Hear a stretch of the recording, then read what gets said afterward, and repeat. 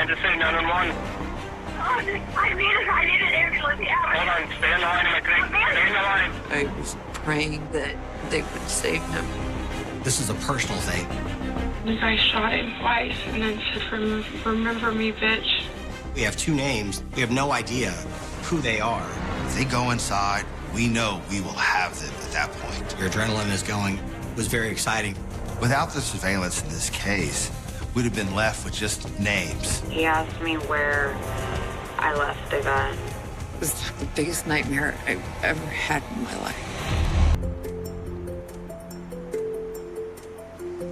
Father of three, Rodney Thurber repairs computers for a living in the apartment he shares with his girlfriend, Nadia Cole. This one, hon?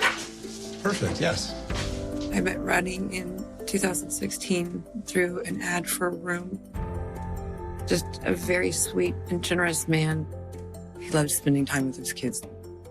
I needed some help, and I needed a place to stay. We just hit it off. Do you want to finish it? Yeah. Rodney liked working on computers. He was teaching me how to put them back together, how to take them apart, how to replace things that didn't work. He was a very smart man. He was constantly reading anything and everything. He had a very high IQ. We had fun together, especially learning the computer. It's good to know. He made it fun. We connected very well.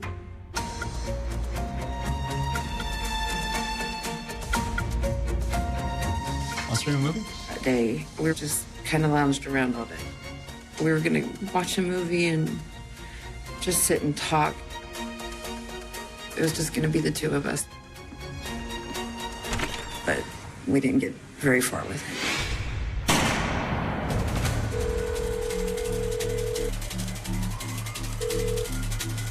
Kansas City 911. I need an ambulance. Hold on, stay in the line, McCrae. Stay in the line.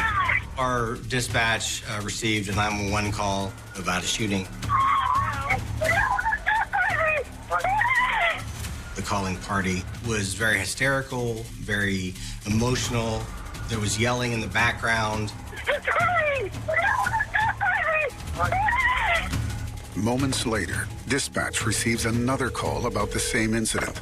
Kansas City 911. Someone got stuck. Someone came here and shot this guy. The shooting that occurred in the second story of a converted house. Do you know him, the person who was shot? Yeah, Rodney, he's our neighbor. He just got shot in here. Can y'all come, please? He's losing consciousness.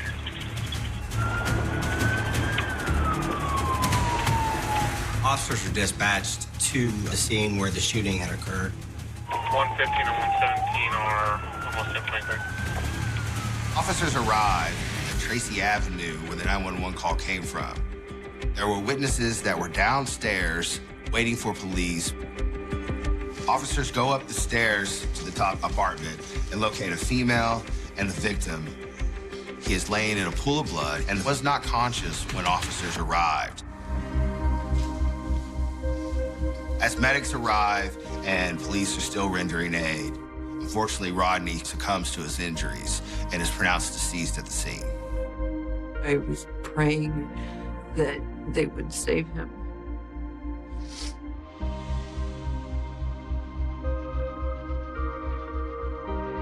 That there's no way he could die.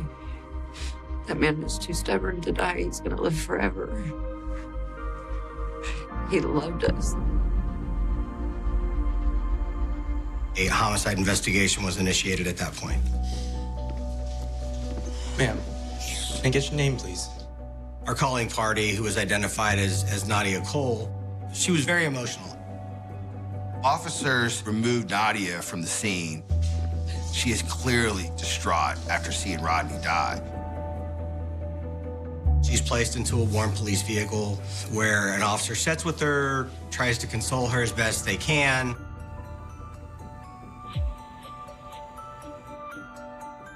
Officers got brief statements from the downstairs neighbors who had kind of described hearing Mr. Thurber yelling.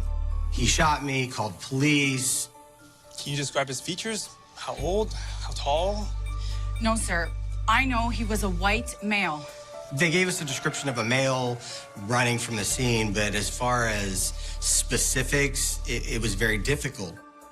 None of them were able to give us a very good description. Homicide detectives arrive on scene at 6:50 p.m. What do you got? I was the first investigator there. Mr. Thurber had suffered at least 2 gunshot wounds, one to his right side, one to the left shoulder. There was some damage to the back door where you could tell that it had been kicked. We found a shoe print. That led me to believe that this is a personal thing. He knew what he was going there to do. He knew who he was looking for and what his intentions were.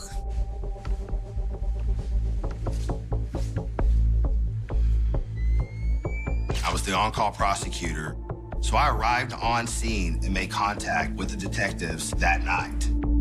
We ID'd the victim, got a witness to the shooting, and possible shoe prints of the suspect. The evidence that we were looking for were shell casings, spent bullets, things like that. There was an actual spent bullet that had lodged itself in the door. There were 4 shell casings that were recovered. They were a .380 caliber casing. Any sign of the murder weapon? We determined that the suspect probably took the firearm with him because it was not found on scene as we were processing Mr. Thurber's apartment. We located a cell phone in what we determined was his bedroom.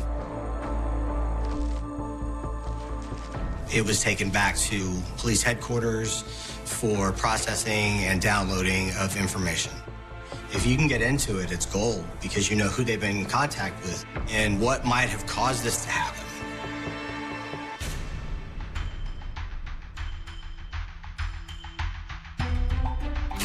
We now had shell casings, a spent bullet, this shoe print, and now, we found Mr. Thurber's phone. So we have a lot of really good leads to go on.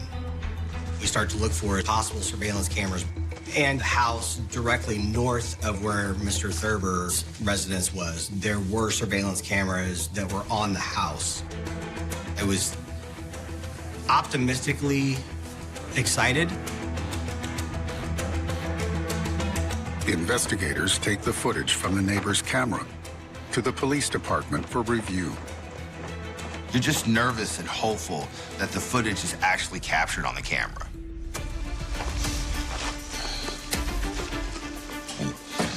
Okay. Queue up 5 minutes before the 911. I was excited because it captured the actual driveway that someone would have had gone down to get back to Rodney's apartment. We knew if it's a car, if it's a person, we're going to capture something.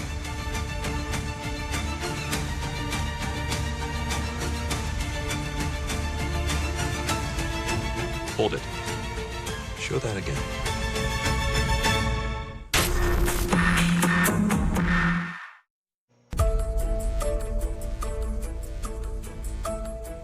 About 2 minutes prior to the 911 call, a figure walks down the driveway.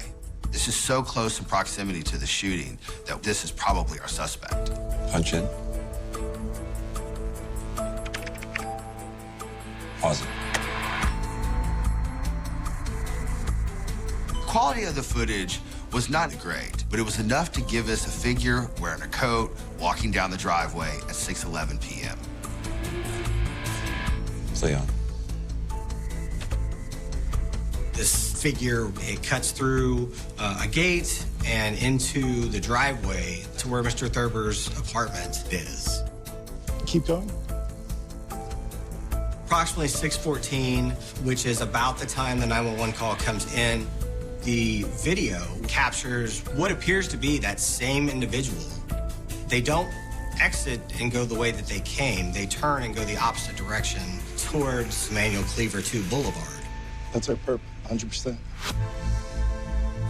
Anything happened before the man arrives? We went back approximately an hour and watched the video to see any comings and goings of anyone that was coming to or leaving the apartment. Approximately 5:39, we observe what appears to be a gray or silver BMW that pulls into the drive. Approximately 8 minutes after, we observe the same vehicle leaving, but going southbound towards Emmanuel Cleaver II Boulevard. The fact that the car turns and goes the same direction that our suspect leaves, it does kind of pique our interest. Does this car have something to do with this crime? Rewind. Punch in on the plates.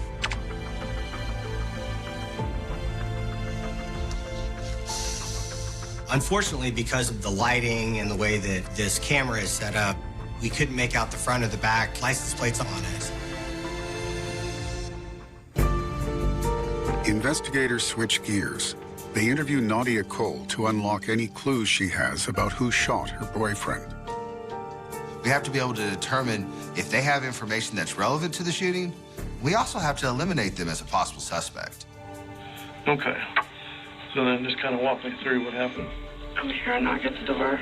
And wait, and we weren't expecting anybody, so Rodney came with me. I went to open the door, and Rodney says, "Don't open it." And no more than he said that, I already had it open, and the guy shot him twice, and then said, "Remember me, bitch." Rodney says, "Who are you? Tell us your name." Mm-hmm. And he said, "I'm Patrick. I'm Caitlin's boyfriend." And then shot him again. So now we have two names. We have no idea who they are. That was very odd. It's not very common that we were able to get an information like that from a shooter in real time. Does that make sense to you? Some dude's going to come up and murder your boyfriend, but he's going to tell him his real name? He's not real bright, apparently. And describe him for me. Long, shoulder-length brown hair. Kind of looked like he hadn't brushed it in days. Mm-hmm. Long brown beard. Mm-hmm. Big, heavy coat. When she was asked, had she ever seen him before, she said, I had never seen him. I didn't know who he was. Not only do we have Patrick's name as our shooter, but we also have Caitlin. We asked Nadia, do you know Caitlin? And she says, I've seen her a few times. Tell me all you can tell me about Caitlin. She's white, blonde hair, blue-eyed, girl next door look. Okay, what's Caitlin's last name? I don't know. She only knows her name is Caitlin. She doesn't know her last name. She doesn't know where she lives. She believed that Rodney and Caitlin had, at one point, had some kind of a romantic relationship. And now Nadia is in a relationship with Rodney, and that raises the question for us, is there a jealousy aspect to do with this? One of the weird things Nadia tells police is she says Caitlin had come over prior to the shooting and had left this little handgun and asked her to hold on to it. So tell me how Caitlin came to have you hold this gun for them, for her. She came over 2 or 3 days ago. She asked me if there was somewhere she could put it until she could come back and get it. And why did she want you to keep it again? She didn't really say.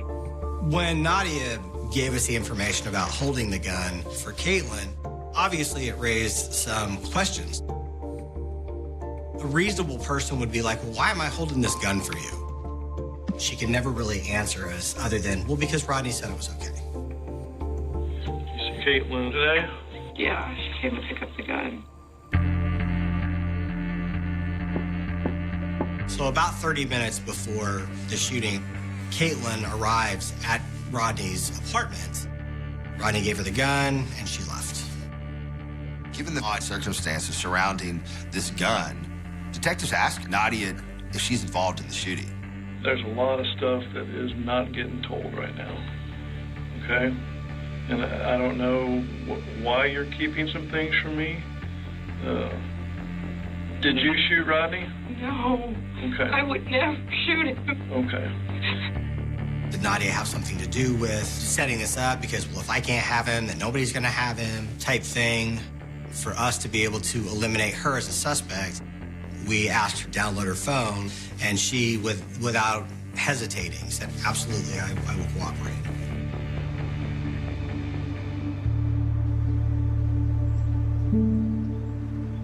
Detective Wells informs Rodney's family of their loved one's murder. The hardest part of any homicide investigation or death investigation is making contact with the family. It was very emotional for them. Of course, they wanted more answers than I could give at that time. While investigators wait for the report on Nadia's phone data, they hunt for sources of surveillance footage in the area around Rodney's apartment. At the end of the block, right on Emmanuel Cleaver 2 Boulevard, they had just built a McDonald's, which we knew was going to have some kind of surveillance cameras. Back at the police department, investigators review the camera footage from the day of Rodney's murder. Knowing that our suspect had run south towards the McDonald's, we were hopeful that we could find footage that would show this individual on any of their cameras. He came from Tracy Avenue. Do you have any cameras pointed that way?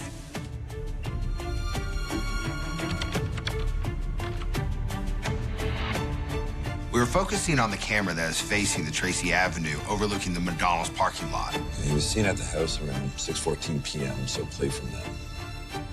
We wanted to see, around the 911 call, if there was going to be an individual that was walking south on Tracy.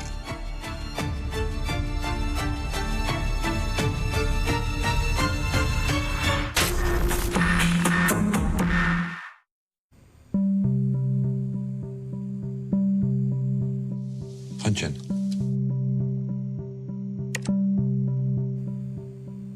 And around 6:14, we see an individual appear walking south on Tracy. Hold it. He's wearing the exact type of clothes that was described by Nadia as our shooter, coming from the exact direction of our crime scene. It's the guy who was at Rodney's apartment. Play on. Change cameras. Zoom in. Can you enhance it? We're unable to see the actual face of the suspect. Switch angles. Where's he going?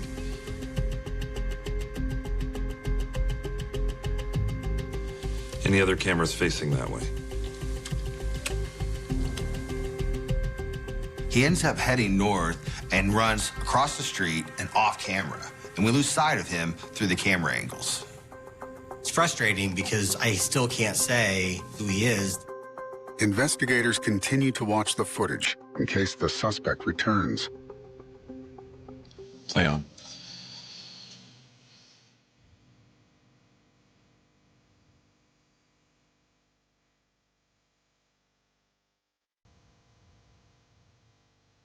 Rewind that.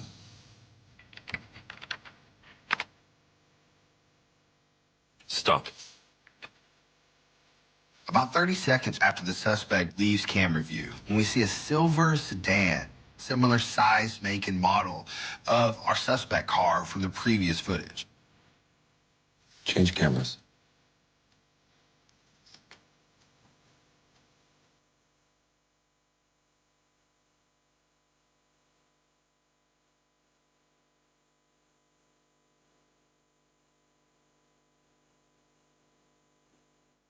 What are they waiting for?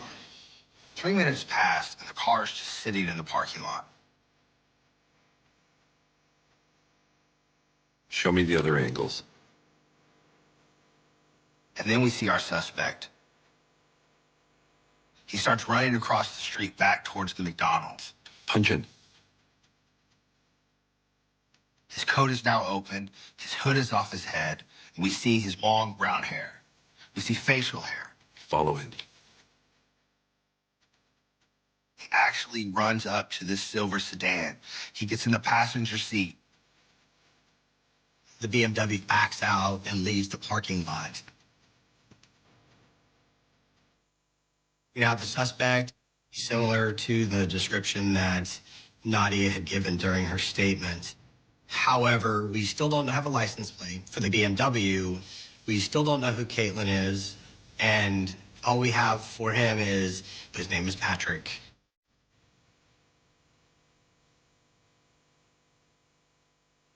This is all after the murder, but the car was seen at the house 30 minutes before. We wanted to rewind the McDonald's footage and look back towards that 5:48 time period where that sedan left the victim's house and drove south on Tracy.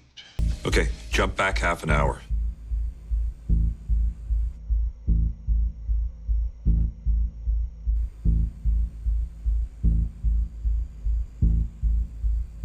Okay, stop there. About a half hour prior to the murder is when we see the sedan drive through the McDonald's parking lot. It's the same car. It drives up and it gets in line to the drive-through. We are very excited because we think we actually might see who's involved in this. Show me the payment counter.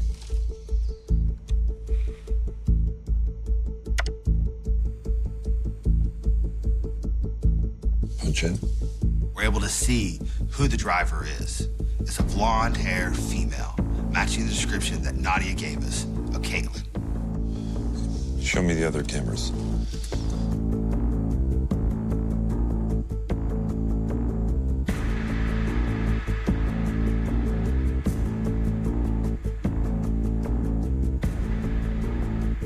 We can see that there is an individual sitting in the passenger seat. Unfortunately, we're unable to see his face. Switch to the other camera. Punch in on the car tag.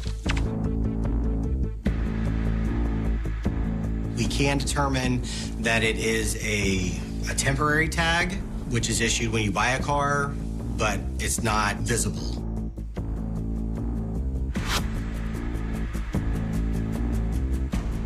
We've gotten to a point where we've collected all the information that we can get from the surveillance video.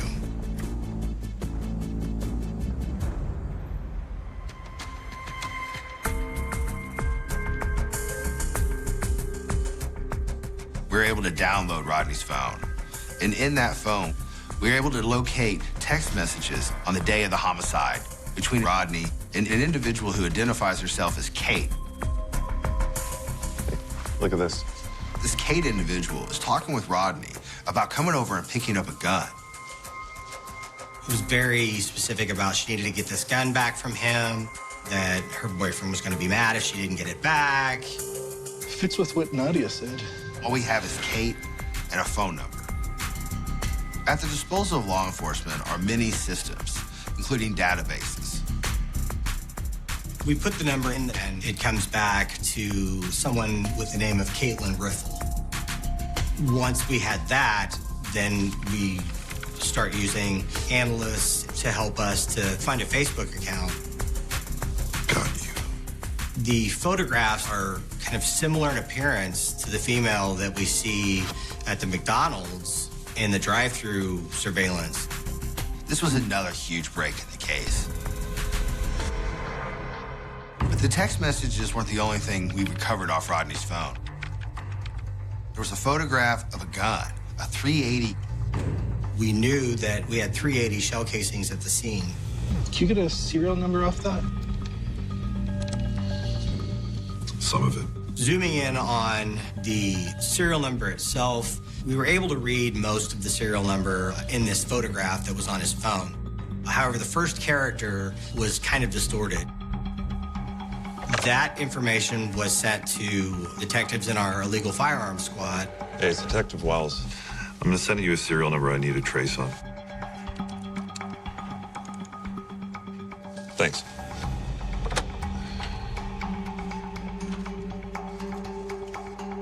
Wow.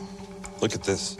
There were multiple photos of a silver BMW, and there were text messages connected to Caitlin asking him to try and sell this silver BMW. Not only did he have photographs of a .380 caliber handgun, the same type of caliber that was used to kill him on his phone, but also photographs of the same type of car that his murderer and accomplice used. Hold on. Detective Wells notices there's a temporary tag on the back of the car, and this temporary tag has the VIN number.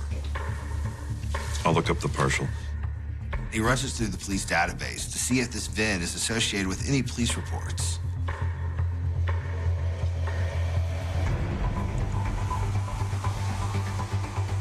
Got it. It was determined that that car was stolen 5 days prior to the homicide. It's been found. We got lucky. The day after the homicide, this car was abandoned in a Walmart parking lot in Lee Summit, Missouri. It's possible that the security cameras at the Walmart captured images of the suspect and Caitlin. Investigators make the 21-mile journey to Lee Summit to review the store's surveillance footage. We're trying to get a better look at the suspect's face. They have surveillance video that covers their parking lots, which is where the car was dumped.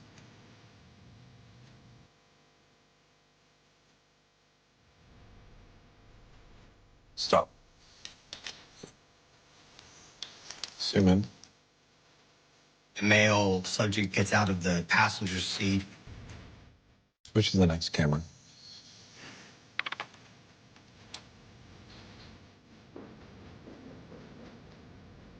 He's heading towards the store. The subject walks towards the doors of the Walmart. If they go inside, we know we will get clear images of their face. We know we will have them at that point.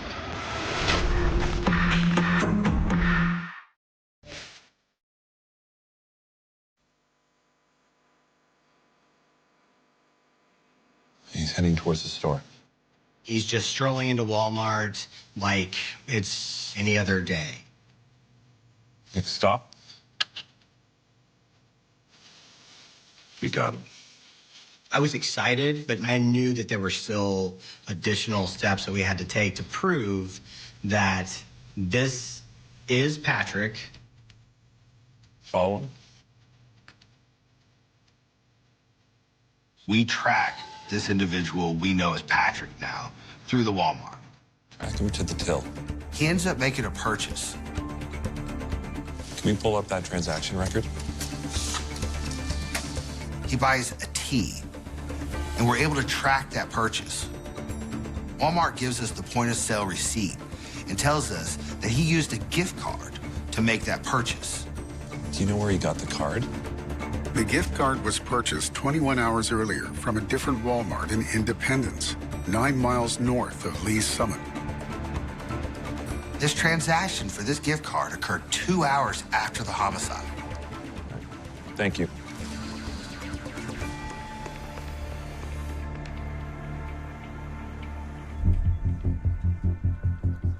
Detectives are able to recover the footage from the Walmart in Independence.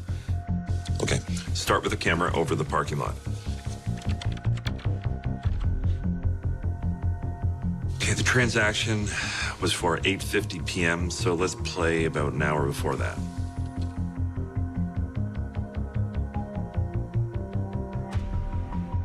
Around 8:09, we're able to see this silver sedan BMW pull into the parking lot. Play on. A female gets out of the car. Freeze it there. Punch in. Is that Caitlin? This female takes 2 children inside.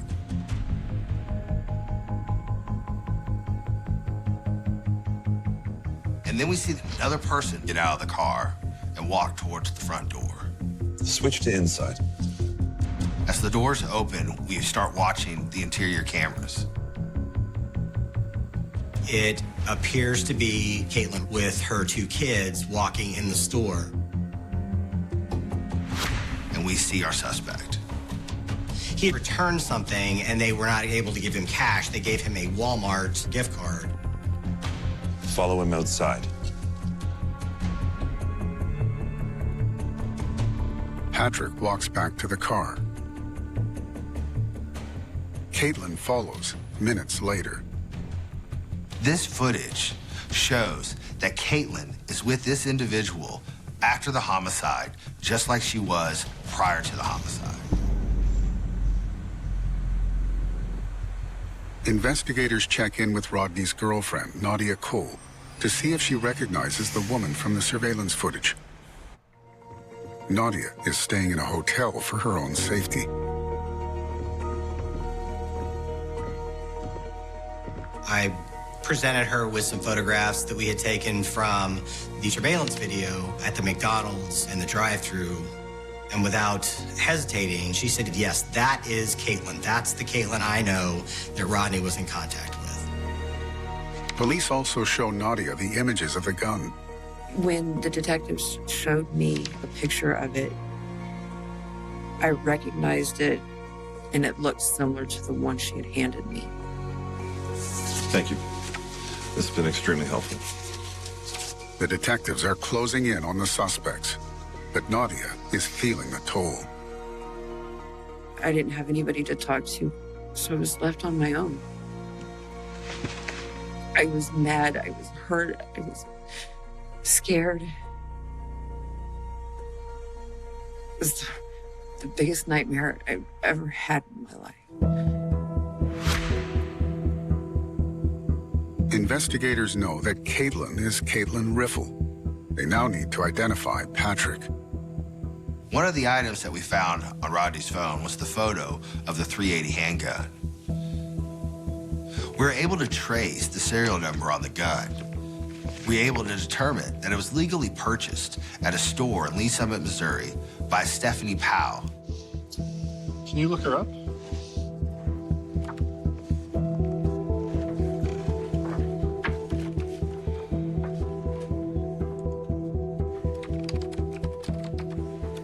Look at this. She has a son by the name of Patrick Powell. Can you pull up his license?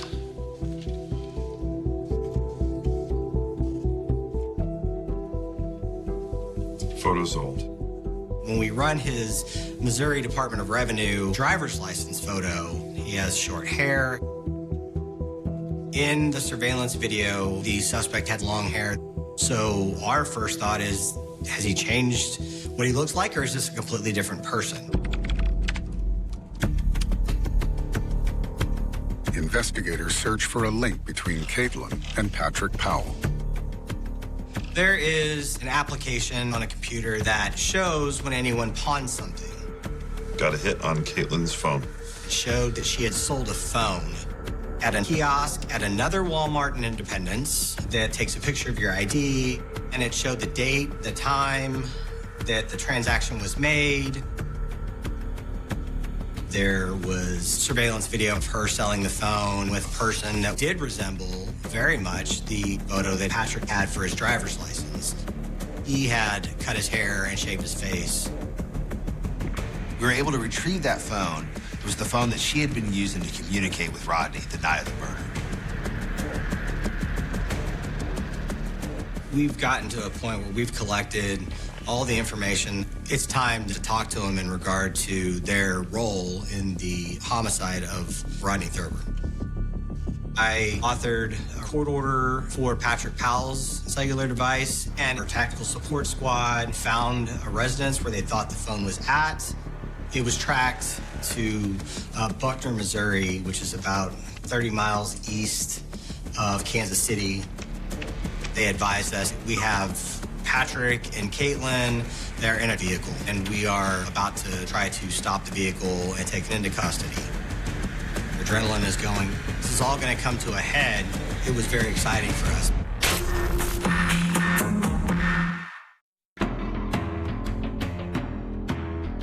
As the officers are following his car, it ends up parking at a Quick Trip. Two individuals get out of that car. A white female looking like Caitlin and a white male looking like Patrick. As they walk towards the door at the Quick Trip, officers move in, take them into custody.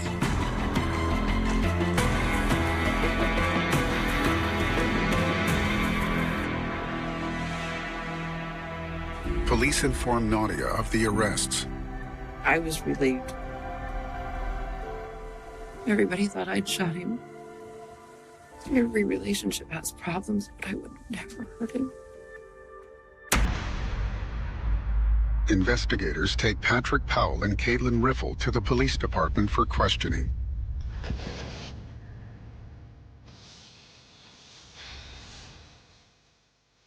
You've been read your rights. So, why don't you walk us through what happened? I got nothing to say. He almost had a smirk on his face. He knew he wasn't going to talk to me. Patrick refuses to cooperate, so detectives press Caitlin for answers. I don't know anything about anyone being killed. Caitlin gives a statement to police and initially denies any involvement or any knowledge of what occurred. Can I show you a couple pictures? Yeah. Okay. They confront her with screenshots that show her at the McDonald's, show her text messages that occurred, and her story evolves. Okay, he asked me where I left the gun, and... Who asked you where? Patrick asked me where I left the gun, said he was going to go ask for it himself. We finally got her to admit that they went and got the gun. So when he comes running back to your car to get in, what did he say happened? Nothing. She was confronted with the fact that we had an eyewitness that says that she was in the apartment moments before the murder. You see Caitlin today? Yeah, I see him pick up the gun. He said after she gave the gun to you that it was a very short amount of time before there was a knock at the door. I think we need a lawyer for any more questions. Caitlin asked for a lawyer, and we end the interrogation.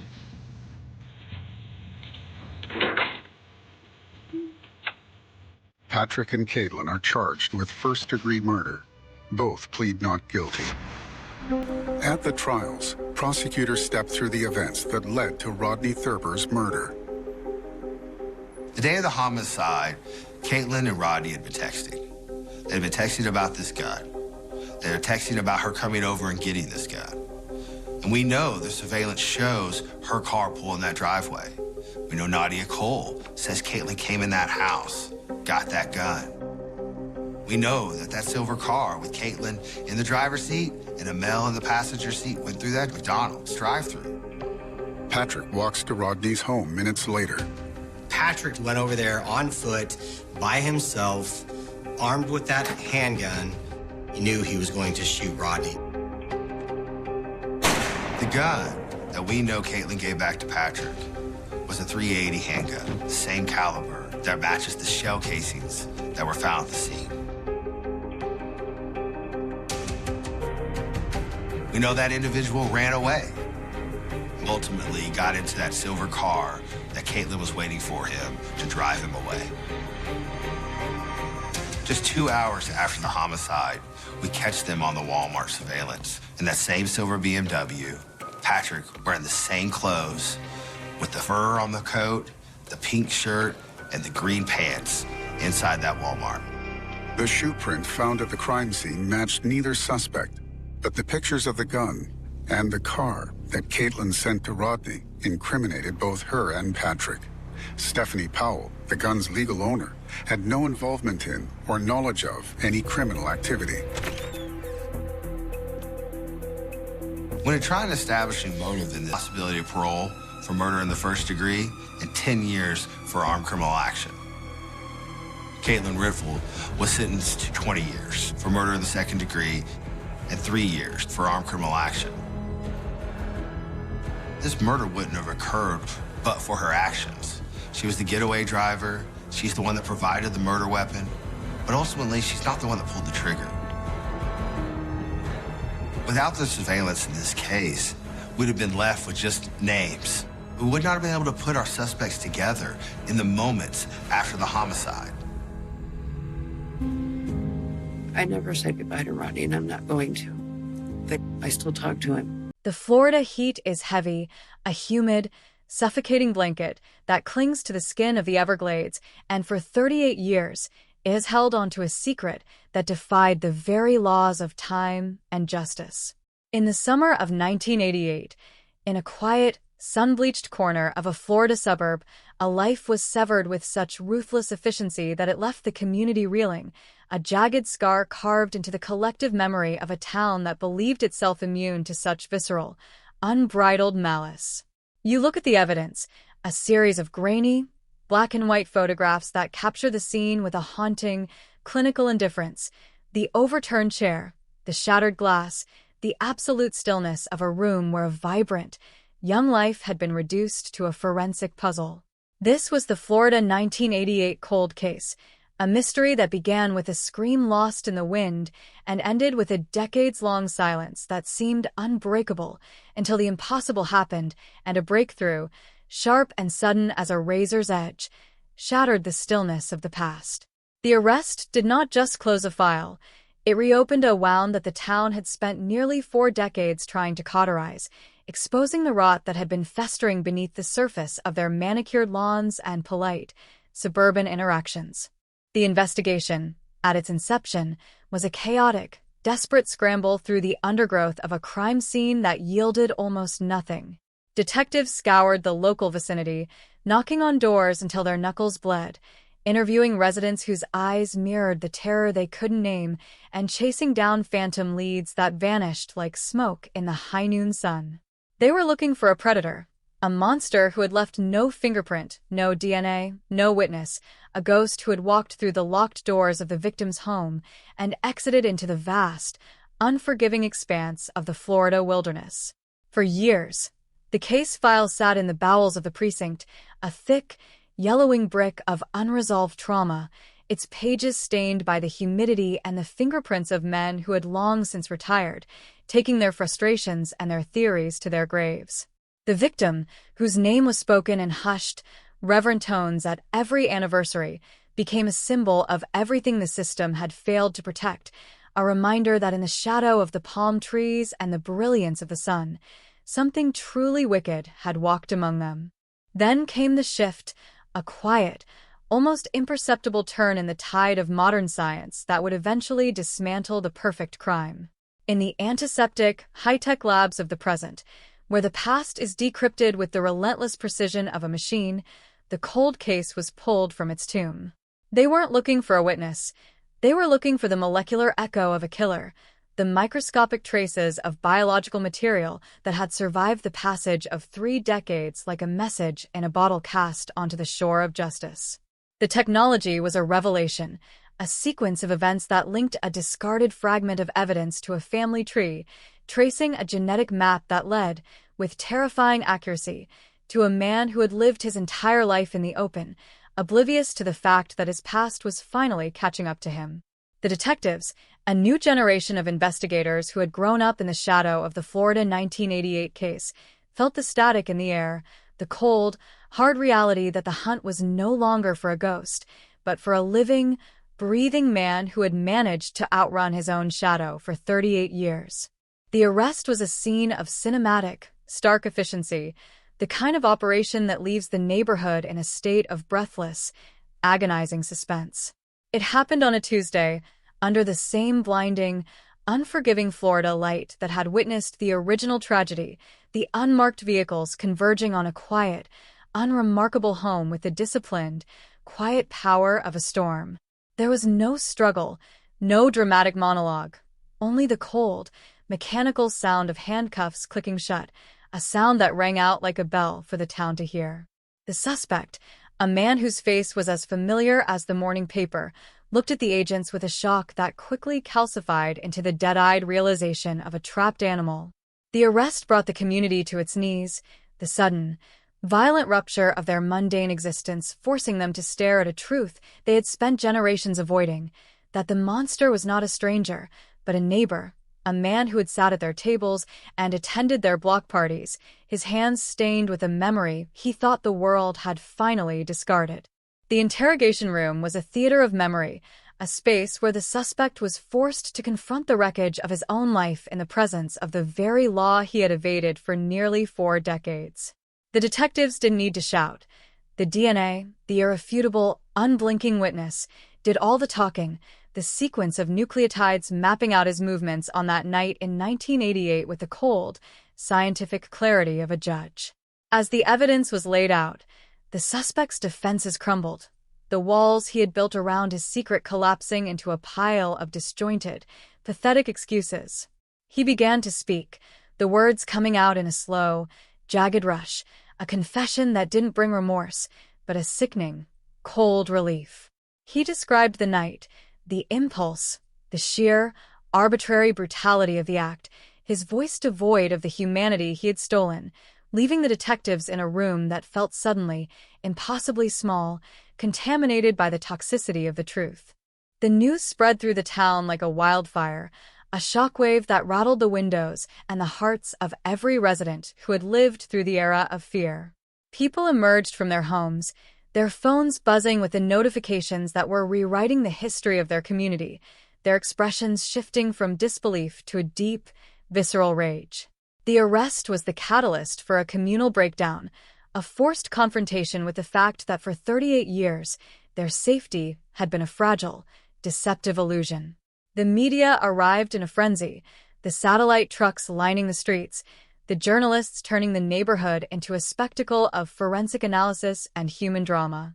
Yet, amidst the chaos, there was a quiet, profound grief, a realization that while justice had finally arrived, it was a hollow, echoing comfort in the face of so much lost time, so many years of silence, and the irrecoverable, beautiful life of the girl who had been the town's first and most lasting wound. The trial became the epicenter of the town's existence, a daily pilgrimage to the courthouse where the details of the crime were parsed with the clinical, agonizing detail of a surgery.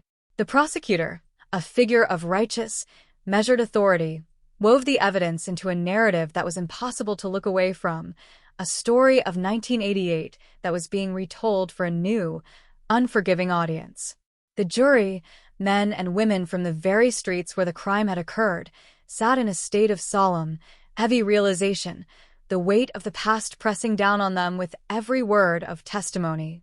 It was a civic, public accounting, a way for the community to reclaim the narrative, to strip the suspect of his suburban mask and expose the raw, shivering reality of his monstrousness. Every day was a confrontation, a struggle to process the enormity of the betrayal, and every day, the town felt the ground shift beneath them, the past and the present colliding in a courtroom that felt more like a cage. Outside the courthouse, the atmosphere was one of reflective, somber unity, a town that had been fractured now finding a common language in the pursuit of the truth. People shared stories of the 80s, the days of innocence that had been lost, the way the town had changed in the aftermath of the disappearance.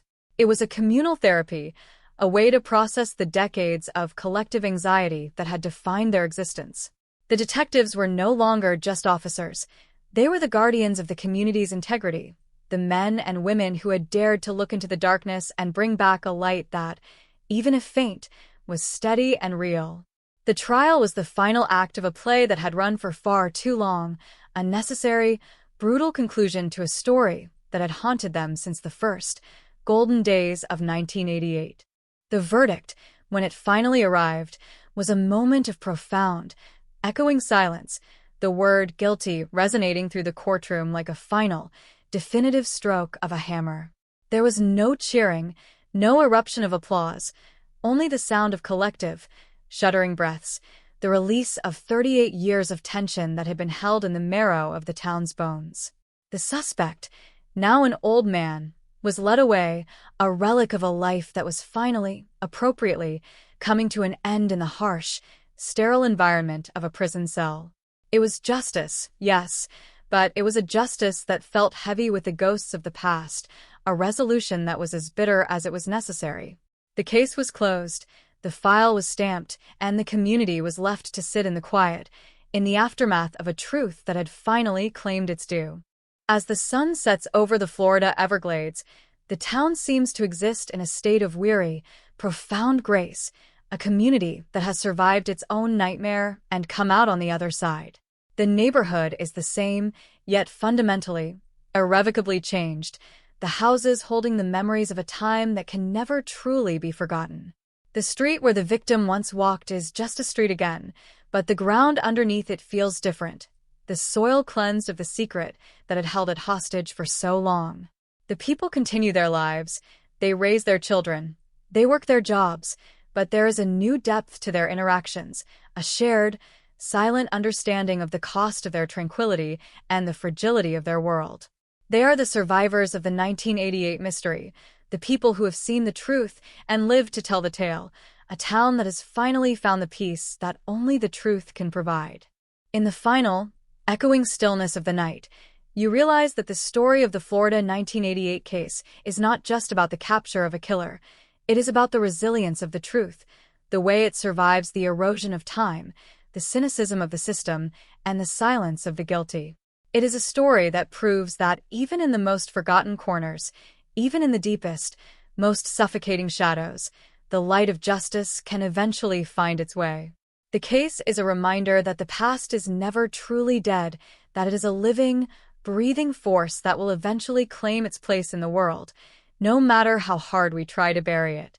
And as you close the book on the story, you are left with a cold, hard realization that the world is a place of secrets, yes, but also a place where, if we have the courage to look, if we have the persistence to wait, and the strength to confront the monsters in our own backyard, we can finally find the answers that have been hiding in the dark.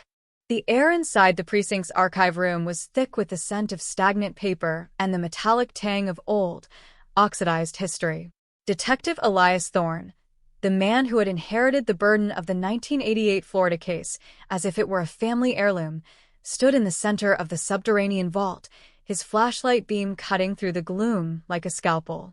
He wasn't just looking at files. He was excavating a life. The Miller case, the disappearance of Sarah Miller in the humid, suffocating summer of 1988, was not just a file. It was a monolith of failure that stood in the center of the department's conscience.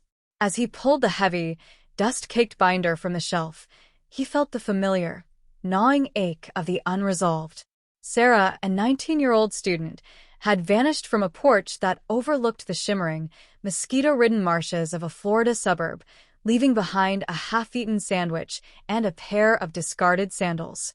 The original investigation had been a carousel of misplaced priorities and technological limitations, a desperate, frantic search that had collapsed under the weight of its own lack of direction.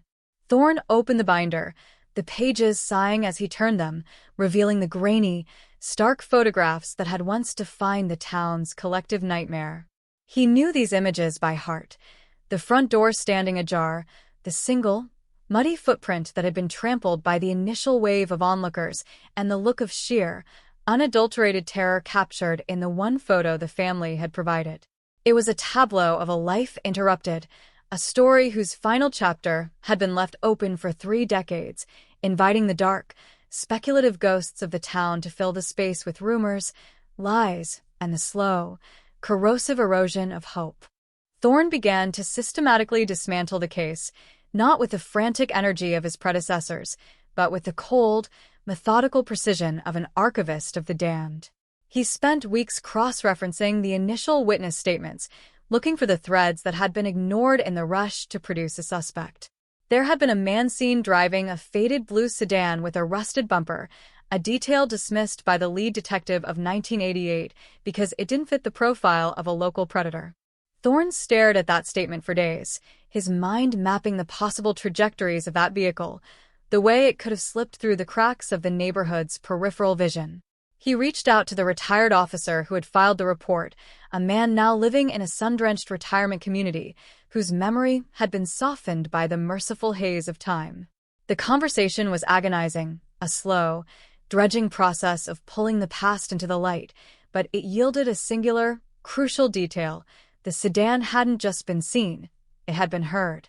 The witness remembered a distinct, rattling sound, like loose gravel in a drum, a detail so specific, so mundane, that it had been discarded as irrelevant noise. Thorne felt a prickle of electricity down his spine. In the context of 1988, it was a sound of no consequence, but in the context of a potential suspect, it was a rhythmic, mechanical fingerprint. The investigation moved from the quiet of the archives to the digital sprawl of modern forensics, a transition that felt like moving from a candlelit room into the glare of a stadium. Thorne and his small, hand-picked team began to digitize the entire paper trail, feeding the decades-old testimonies, the autopsy reports, and the cryptic, handwritten notes of the original detectives into a network of predictive algorithms. They were building a digital replica of the 1988 crime scene, a 3D construct that allowed them to visualize the space in ways the original investigators could never have conceived. They mapped the light, the sound, and the flow of the neighborhood, and in doing so, they began to see the patterns that had been hidden by the clutter of the past. The blue sedan, the sound of the rattling gravel, the specific, narrow window of time, it all coalesced into a probability, a haunting, terrifyingly precise profile of a killer who had lived within the orbit of the victim's own daily life. The suspect, they realized, wasn't a drifter. He was a phantom of the suburb, a man who had known exactly when the porch would be empty, who had understood the rhythm of the street, and who had possessed the dark, calculated patience to wait for the exact moment when the world turned its back. As they narrowed their focus, the emotional toll on the precinct became palpable. The Miller case had been a quiet, background radiation for years, a professional failure that every detective felt in the small, reflective moments of their service. To actually make progress, to feel the cold case warming up, felt like a breach of nature. Thorne found himself staying late into the night, the blue light of his monitors the only illumination in the office, his world narrowing down to the suspect's face, a face he had resurrected from a decades-old DMV record, a grainy image that looked like it belonged in a different century. He began to trace the suspect's movements after the disappearance, the quick, sudden sale of the blue sedan, the abrupt departure from the state, and the quiet, steady reestablishment of his life in a neighboring jurisdiction. It was a masterclass in disappearance, a life constructed on the foundation of a crime that no one had ever officially linked to him. The realization that they were on the precipice of solving the unsolvable was both exhilarating and paralyzing, a high-stakes gamble where the collateral damage of a mistake was the loss of the truth itself. The forensic breakthrough, when it finally arrived, was so mundane that Thorne nearly missed it. They had sent a piece of evidence, a torn shred of fabric recovered from the porch, to a laboratory specializing in the recovery of ancient, degraded DNA. For months, there was nothing but silence, a professional void that made Thorne question the validity of his own obsession.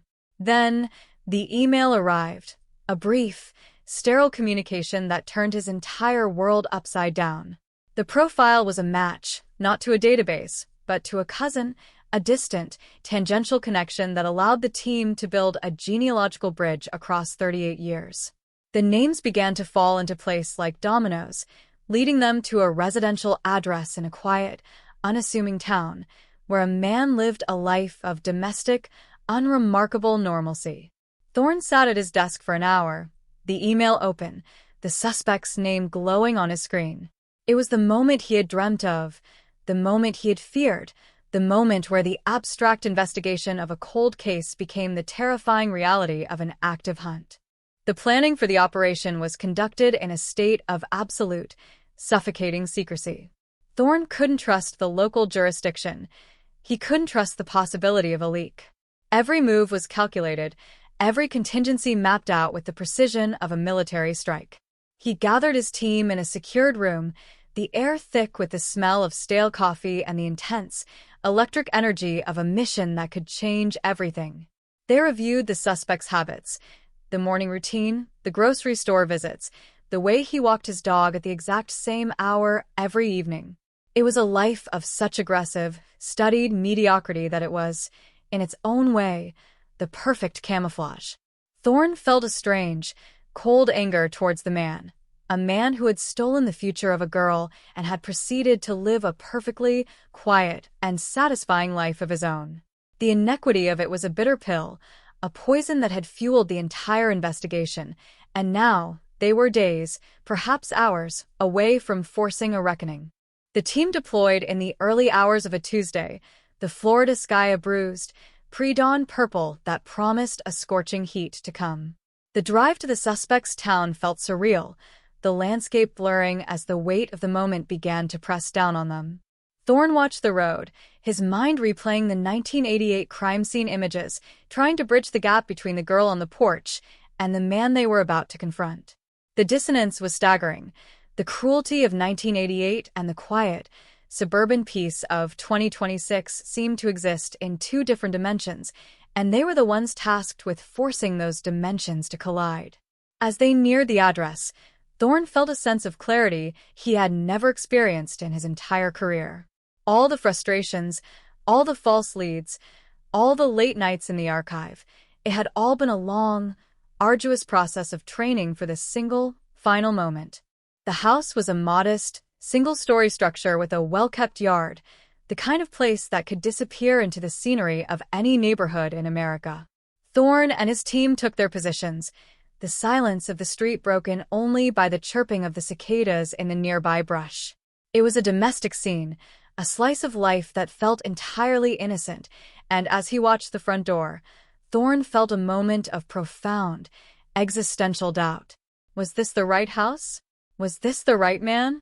Could a life be so successfully compartmentalized that a murderer could exist in this quiet, suburban home without a shred of evidence reaching out to haunt him? The doubt was a fleeting, sharp prick, quickly replaced by the certainty of the DNA report. The science didn't care about his suburban camouflage. It only cared about the truth of the biology, and the truth was waiting inside that door, tucked away in the marrow of the man who had slept here, lived here, and forgotten about Sarah Miller for nearly 4 decades. When they moved with the seamless, practiced fluidity of a unit that had trained for months. Thorne was the first to the door, his heart hammering against his ribs in a way that had nothing to do with fear and everything to do with the magnitude of the closure they were providing. He pounded on the wood, the sound echoing like a gavel in the early morning stillness. There was no hesitation, no wasted motion. The arrest was an act of surgical necessity, a clean, sharp, and final intervention into the life of a man who had successfully hidden in the plainest, most mundane sight imaginable. As the door swung open, revealing the face they had studied for so long, Thorne didn't see a monster. He saw a man whose time had finally run out, a man whose suburban masquerade had been stripped away by the relentless, unblinking eye of the truth.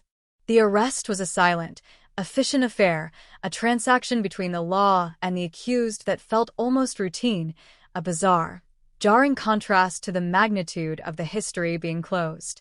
As they brought the suspect to the ground, his face pressed against the cool, suburban concrete, Thorne felt the tension of the 1988 file finally begin to dissipate, a long, drawn-out exhalation that had been held for half his lifetime. He looked at the suspect, who remained motionless, his breath coming in shallow, jagged gasps, and he knew, with an absolute, terrifying certainty, that they had won. The mystery of the girl on the porch was over. The case of the vanished 19-year-old was no longer a cold, dark void in the town's memory. It was a matter of record, a narrative that could now be told in its entirety, a truth that would finally, after 38 years of waiting, have its day in the sun. As they ushered the suspect into the transport vehicle, Thorne took one last look at the house, the neat lawn, the pristine hedges, the quiet, safe appearance of a life well lived. He felt a profound sense of exhaustion, the kind that settles into the soul and stays for years, but beneath it was a bedrock of satisfaction. The town they were leaving behind would never be the same again. The revelation of the truth would be a shockwave, a disruption that would force everyone in that community to look at their neighbors, their safety, and their own pasts with a completely new and fundamentally more honest perspective. He had been the one to pull the thread, and in doing so, he had unraveled the entire, carefully constructed lie. He turned his back on the house and got into the van, the engine roaring to life as they pulled away, leaving the quiet town in their rearview mirror, a town that was, as of this moment, finally, truly free of the secret that had held it in thrall for so long. The drive back to the precinct was a quiet, contemplative affair, the members of his team subdued, their faces filled with the heavy, weary relief of a long, arduous trek that had finally reached its summit. Thorne watched the Florida landscape pass by, the vibrant, green marshes, the stark, white sunshine, and for the first time in his career, he saw the beauty of it not as a mask, but as a part of the world that was finally, appropriately, understood. They had done the impossible. They had reached across the decades and pulled a killer out of the deep, dark pockets of the past, and in doing so, they had provided the one thing that justice always demands: the recognition of the truth. The 1988 case was a cold case no longer. It was a fire that had been extinguished, a lesson learned, and a promise kept. And as they rolled into the precinct, Thorne knew that when the sun went down, the story would start to circulate, the news would break, and the world would finally learn about the girl on the porch, the killer in the sedan, and the detective who had refused to let the truth remain in the dark. Inside the station, the atmosphere was electric, a buzz of activity that felt like the beginning of a new era. The archive vault seemed smaller, less formidable now that the key to its biggest mystery had been turned, and as Thorne sat at his desk, he watched his team begin the process of documenting the arrest, the photos, the confession, and the evidence that had finally broken the case. It was a frantic, necessary labor, a way of cementing the truth into the record so that it could never again be forgotten. Thorne looked at the Miller file one last time, the binder now swollen with the new reports and the transcripts of the interrogation, and he felt a sense of profound, quiet gratitude for the work. He had been the one to take it to the end, to guide it across the finish line of justice, and as he closed the binder, he knew that the ghost of 1988 would no longer be haunting his thoughts. The truth was the ultimate light, and for the first time in 38 years, the story of Sarah Miller was finally, completely, and permanently in the light. The interrogation room in the Florida precinct was a sterile, windowless box where time seemed to fold in on itself, a pressurized environment where the suspect's carefully constructed silence of 38 years was finally beginning to hemorrhage. Detective Thorne sat across from the man, watching the slow, agonizing collapse of a life built on a foundation of omission. The suspect, a man whose suburban exterior had been so meticulously curated that even his own children perceived him as a model of unremarkable integrity, now sat slumped in a metal chair, his hands trembling with the weight of a truth he had finally been forced to acknowledge. The detectives didn't need to shout. The evidence laid out before them. The DNA match, the recovered vehicle records, the witness corroboration of the rattle in the engine was a crushing, immovable force. They were not just interrogating a man. They were interrogating the ghost of 1988, pulling the specter of Sarah Miller into the cold, harsh light of the present. The suspect's eyes were fixed on the scarred metal surface of the table, his gaze distant, as if he were trying to find an exit in the very material of the room, but there was no escape from a narrative that Thorne was slowly, methodically stitching together. It wasn't supposed to be like that, the suspect whispered, his voice a dry, rasping sound that hadn't been used for a confession in nearly 4 decades. He began to recount the night, not with the remorse of a repentant sinner, but with the chilling, flat effect of a man narrating a dream he couldn't wake from. He described the humidity of the evening, the way the marshes smelled of salt and decaying vegetation, and the impulse that had driven him to that specific porch. It was an account of profound, arbitrary violence, a choice made in the heat of a moment that had permanently altered the trajectory of 2 lives. Thorne felt a deep, visceral revulsion as he listened, but he forced himself to remain clinical, his pen scratching against his notepad with a rhythmic, steady focus. He was the vessel through which the truth was being poured, and he could not afford the luxury of his own emotional reaction. He needed the detail, the specific, agonizing detail that would ensure the conviction held, that would leave no loophole for a defense attorney to exploit. As the suspect continued, he detailed the aftermath, the panicked disposal of the victim's belongings, the way he had scrubbed his car until his fingers were raw, and the immediate, cold decision to simply disappear into the normalcy of a neighboring town. It was a harrowing lesson in human depravity, the ease with which one can erase a life and then proceed to build another, layer by layer, year by year, until the initial act becomes a buried, secondary reality. The suspect spoke of the paranoia that had gripped him in the early months, The way he would freeze at the sound of a police siren. The way he would study the faces of his new neighbors, waiting for the one person who would recognize him. But as the years turned into decades and no one came, the paranoia had hardened into a cynical, protective arrogance. He had convinced himself that the system was as indifferent as he was, that the world had moved on, and that he was, in effect, the master of his own history. It was this arrogance that Thorne found most infuriating, the idea that a life could be treated as a disposable, forgotten commodity. Outside the interrogation room, the precinct was a hive of controlled, high-stakes activity. The team was already working on the next phase, the verification of the burial site. The suspect's confession had provided coordinates that sent a shudder through the investigative unit. A remote section of the Everglades that had been reclaimed by the wilderness, a place where the earth itself had long since conspired to hide the evidence. Forensic teams, accompanied by cadaver-trained canine units, were mobilized with an urgency that defied the oppressive Florida heat. They knew that the recovery of the victim was not just a matter of evidence, it was the final, necessary act of humanity. The detectives in the field were communicating back to the station in real time, their updates a steady, harrowing stream of information that fueled the interrogation.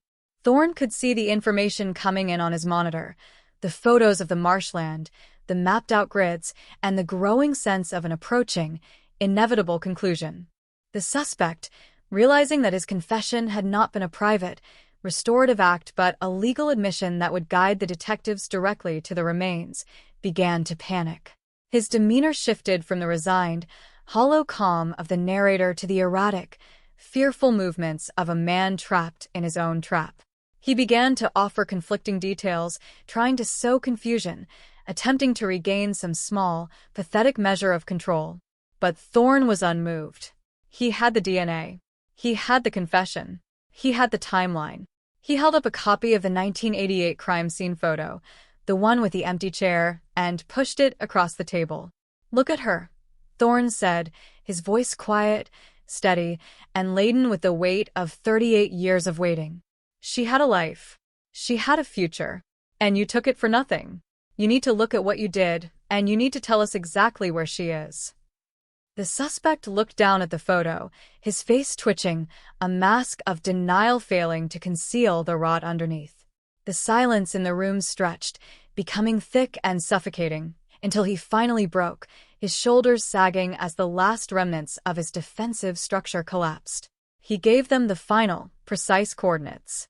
Thorne signaled his team, and within minutes, the word was sent out to the field unit. The race to the Everglades began in earnest. The investigation was moving from the speculative realm of the interrogatory into the physical, undeniable reality of the recovery. Thorne knew that for the family, this was the moment that would define their entire lives. They had waited for nearly 4 decades for this kind of certainty, and the thought of providing that to them, that final, heartbreaking answer, was what kept the entire operation focused, intense, and profoundly driven. The recovery effort in the Everglades was a grueling, brutal test of stamina and precision. The teams worked in shifts, their bodies caked in mud, their faces shielded from the relentless, biting insects that swarmed the humid air. The terrain was treacherous, a tangle of sawgrass and murky water that seemed to resist their efforts, as if the landscape itself were trying to protect the secret of 1988. Yet, as the grid search progressed, the determination of the detectives only intensified. They were the ones who had finally, against all odds, managed to break the silence. They were the ones who had followed the thread of the DNA and the rattle of the sedan into the very heart of the swamp. Every step through the mud was a step toward the truth, a step toward the restoration of Sarah Miller's story, a step toward the only kind of peace that was still available to her family. As the sun began to dip below the horizon, painting the sky in vibrant, melancholic shades of orange and deep, bruised purple, the field team finally hit the mark. The call came through Thorne's radio, a brief, muffled transmission that caused the entire precinct to fall into a sudden, eerie silence. They had found the remains. It wasn't the relief that Thorne expected. It was a profound, hollow ache, a realization of the time that had been stolen. He stood up from his desk, the chair clattering against the floor, and for a moment, he couldn't breathe. He thought of the girl on the porch, of the sandwich on the counter, and of the 38 years that had elapsed since she was taken from her life. He was the one who had finally closed the circle, but the tragedy of the case was not just the act itself. It was the sheer, wasted span of all those years in between. He knew that the news would break soon, that the town would learn the truth, and that the story would finally be told. But in that moment, all he felt was the devastating, undeniable reality of what had been lost. The journey back to the station was a blur of exhaustion and the adrenaline of a mission fulfilled. Thorne didn't speak to anyone, his mind entirely consumed by the image of the victim's family and the moment they would finally receive the news. He knew that for them, the world would stop, and then, slowly, it would begin again in a way they hadn't expected, a world where the uncertainty was gone, replaced by the final, necessary, and painful reality of the truth. He felt the weight of the investigation lifting, a transition from the active, hunted state of the detective into the role of the messenger, the bearer of the final, solemn answer. It was a professional, human, and moral culmination of his entire life's work, a moment that had been constructed out of the fragments of 1988 and the resolve of the present day. When he reached the precinct, the atmosphere had shifted from the frantic, high-stakes energy of the day to a somber, reflective focus. The team was waiting, their faces tired but energized by the finality of the discovery. They had done it. They had followed the evidence. They had stood by their conviction, and they had succeeded in reclaiming the truth from the deep, dark pockets of the past. Thorne walked through the office, the silence of his colleagues a mark of respect for the gravity of the work they had just completed. He didn't celebrate, he didn't boast. He sat at his desk, opened the Miller file, and added the final entry, the recovery of the remains, the closure of the site, the definitive end of the investigation. He was the steward of this narrative, and he had finally, meticulously, brought it to its conclusion. As the night settled over Florida, the precinct continued to hum with the quiet, persistent work of the law. Thorne looked at the Miller file, now a complete, heavy, and profound record of a life and its interruption. He had solved the cold case, but he also knew that the true, lasting impact of the case was not in the conviction alone, but in the restoration of the truth to a community that had lived without it for too long. He looked out the window at the Florida sky, the stars beginning to shimmer above the swamp, and he felt a profound, quiet gratitude for the opportunity to have done the work. The ghost of Sarah Miller had finally been laid to rest, not in the silence of the swamp, but in the light of the justice they had so persistently, so humanly, and so humanely sought. He closed the binder, the snap of the latch sounding like the final, definitive beat of a long, resonant heart. The case was closed, the truth was out, and for the first time in his life, Detective Thorne was ready to leave the darkness of the past exactly where it belonged. The notification of the victim's family was a ceremony of profound, shattering grief, an event that Thorne had rehearsed in his mind 1,000 times but which, in reality, possessed a weight that defied all preparation. He and the lead chaplain arrived at the quiet, unassuming residence just as the evening sun cast long, melancholic shadows across the lawn, the air thick with the scent of jasmine and the unspoken history of decades of waiting. When the mother opened the door, her eyes, worn by the relentless, erosive force of 3 decades of loss, seemed to see through the badge, the uniform, and the stoic mask of the detective, immediately registering the irreversible finality of the moment. Thorne delivered the news with the gentle, practiced precision of a man who understood that his words were the last bridge to a reality she had both prayed for and dreaded. There was no theatrical outpouring of relief, only a slow, shuddering collapse into the truth, a profound, human realization that the waiting was over and the morning could finally, truly begin. They sat in the dim light of the living room, a space frozen in time, the walls decorated with photographs of Sarah as she had been in 1988, vibrant, laughing, and oblivious to the dark, arbitrary intersection of her life and a predator's whim. Thorne spoke of the recovery, the forensic confirmation, and the certainty of the suspect's confession, his voice a steady anchor in a room suddenly adrift in the wake of the truth. The days that followed were a surreal, accelerated blur of logistical and emotional demands. The family was suddenly thrust into the center of a public narrative that they had no desire to occupy, a reality where their private sorrow was treated as a matter of communal record. Thorne served as their protector, coordinating with the media to ensure that their space was respected, and working with the medical examiner's office to expedite the final, solemn arrangements. The community of Oakwood, once a place of whispered rumors and offensive silence, began to respond with a collective outpouring of support that was as overwhelming as it was overdue. It was as if the town had suddenly awakened from a long, troubled sleep and realized the cost of its own indifference.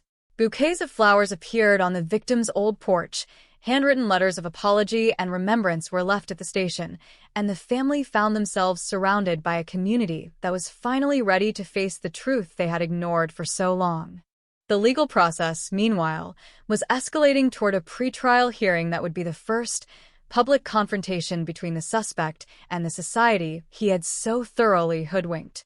The defense team, caught off guard by the sheer, crushing weight of the DNA evidence, was forced to shift from a posture of denial to one of mitigation, a strategy that only deepened the revulsion of the local population. Thorne spent his days in deposition, his mind and body stretched to the limit as he navigated the complex, adversarial requirements of the judicial system. He was the primary witness to the investigation, the architect of the truth, and he carried the responsibility of the state's case with a focused, singular intensity. He was no longer just an investigator. He was the primary instrument of the victim's voice, the man who had translated the silence of the swamp into the cold, hard testimony of the courtroom. The town hall meeting held 2 weeks after the recovery of the remains was perhaps the most challenging event of the entire ordeal. The community center was packed beyond capacity, the air heavy with the scent of humidity and the palpable, nervous energy of a town forced to reckon with its own history. The detective stood at the podium, looking out over the crowd, and saw not just a neighborhood, but a fractured reflection of the community's failure and potential. He spoke of the investigation, the forensic breakthrough, and the suspect's double life, but more importantly, he spoke of the responsibility of the community to be vigilant, to care for one another, and to never again allow the darkness to thrive in the comfort of their silence. The room was deathly quiet, the only sound the rustle of paper and the soft, collective intake of breath as the audience processed the reality that the monster hadn't been a stranger, but a neighbor who had lived amongst them, an unremarkable entity that had successfully mirrored their own normalcy. The detective's own personal life, which had been relegated to the periphery of his consciousness for the duration of the hunt, began to make demands he wasn't prepared to meet. His home, a quiet, solitary refuge, felt empty of meaning when compared to the profound, life-altering work he was doing in the precinct. His friends, unaware of the specific, grueling details of the investigation, reached out with a concern he couldn't fully reciprocate, his existence now fundamentally detached from the casual, everyday concerns of his peers. He was living in two worlds, the loud, chaotic world of the investigation and the silent, solitary world of his own thoughts. He found himself walking the streets of Oakwood at night, observing the way the light hit the houses, the way the neighborhood's rhythm was slowly returning to normal, and he wondered if he had truly changed the trajectory of the town, or if he had simply acted as a temporary, necessary intervention in a story that would continue to play out in ways he couldn't control. The forensic team, too, was grappling with the aftermath, their shared experience of the recovery in the Everglades acting as a dark, unbreakable bond. They were the ones who had seen the site, who had processed the reality of the victim's end, and they carried that knowledge with a grim, professional stoicism. They were a tight-knit unit, their mutual support the only thing that allowed them to continue their work with the level of precision and focus that the trial demanded. Thorne admired them, the young and the old, the scientists and the beat cops, for the way they had subordinated their own reactions to the greater, singular purpose of the investigation. They were the unsung heroes of the Oakwood narrative, the invisible machinery of justice that had labored in the dark until the light finally broke through. As the pretrial hearings commenced, the atmosphere in the courthouse was electric, a collision of legal theater and the raw, unvarnished history of the case. The suspect, stripped of his suburban camouflage and reduced to the reality of his confinement, was a haunting, pathetic figure, a man who had spent 38 years acting a part, only to have the curtain pulled back in a way that left him utterly defenseless. The sight of him, small and fragile in the defendant's chair, was a stark reminder of the banality of evil. He was not a creature from a legend, but a man who had made a series of choices, each one as destructive and definitive as the last, and he was now being held to account by the same system he had believed himself to be smarter than. Thorne watched him from the gallery, his mind calculating the testimony, the sequence of events, and the ultimate, inevitable resolution of the trial. The detective also found himself increasingly involved in the administrative side of the prosecution, working with the assistant district attorney to refine the trial narrative, to ensure that the jury understood not just the evidence, but the context of the case, the way the suspect had manipulated the neighborhood, the way he had lived, and the long, agonizing history of the Miller disappearance. It was an exercise in storytelling, a process that Thorne found both intellectually stimulating and emotionally taxing. They were not just presenting facts, they were constructing a reality, a version of the truth that would be so clear, so undeniable, that it would leave no room for doubt. It was the culmination of his life's work, a project that demanded every ounce of his energy and every fragment of his professional understanding, and he approached it with a calm, focused, and profoundly disciplined intensity. In the quiet, early morning hours before the sun rose over the Florida horizon, Thorne would find himself sitting in his office, the Miller file now a complete and formidable record, its pages meticulously organized and cross-referenced. He was no longer the detective who had stumbled into the case, the one who had felt the weight of 38 years of failure.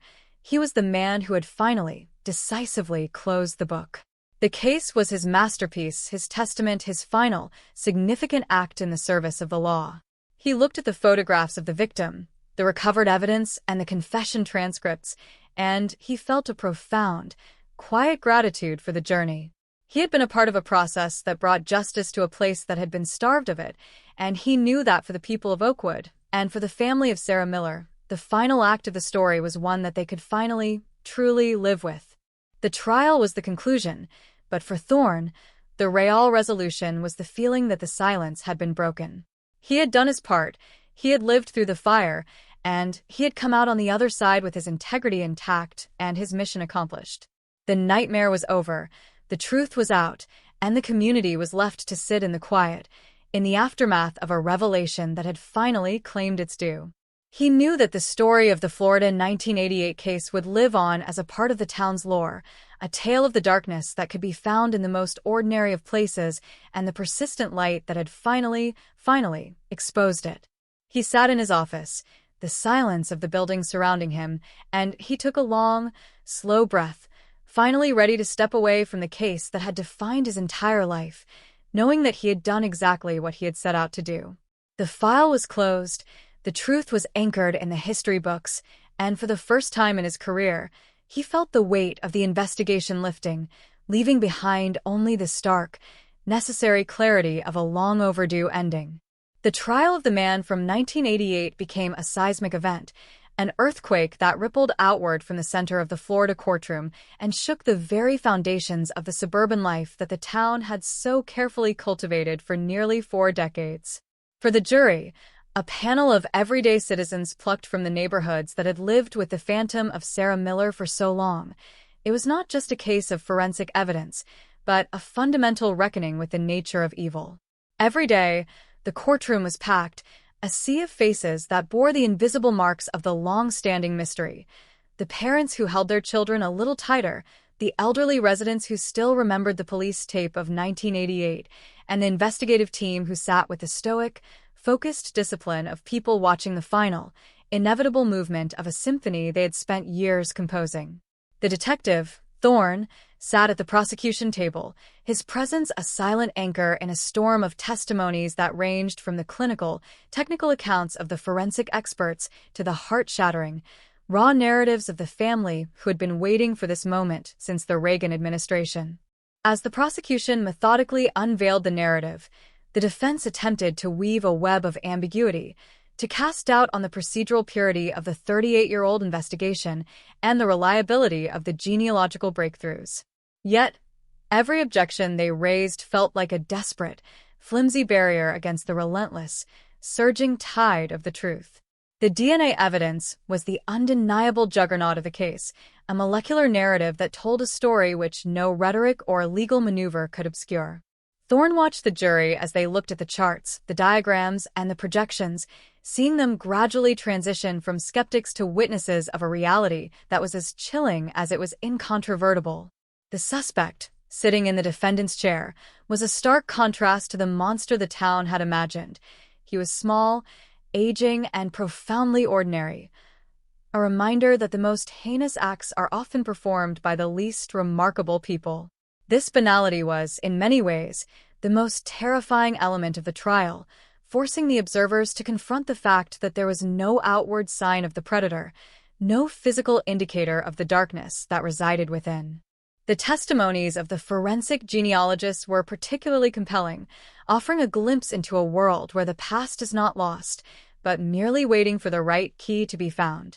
They described the painstaking work of identifying the suspect through a network of distant relatives, a process that felt like unraveling a cosmic, genetic knot that had held the truth captive for generations.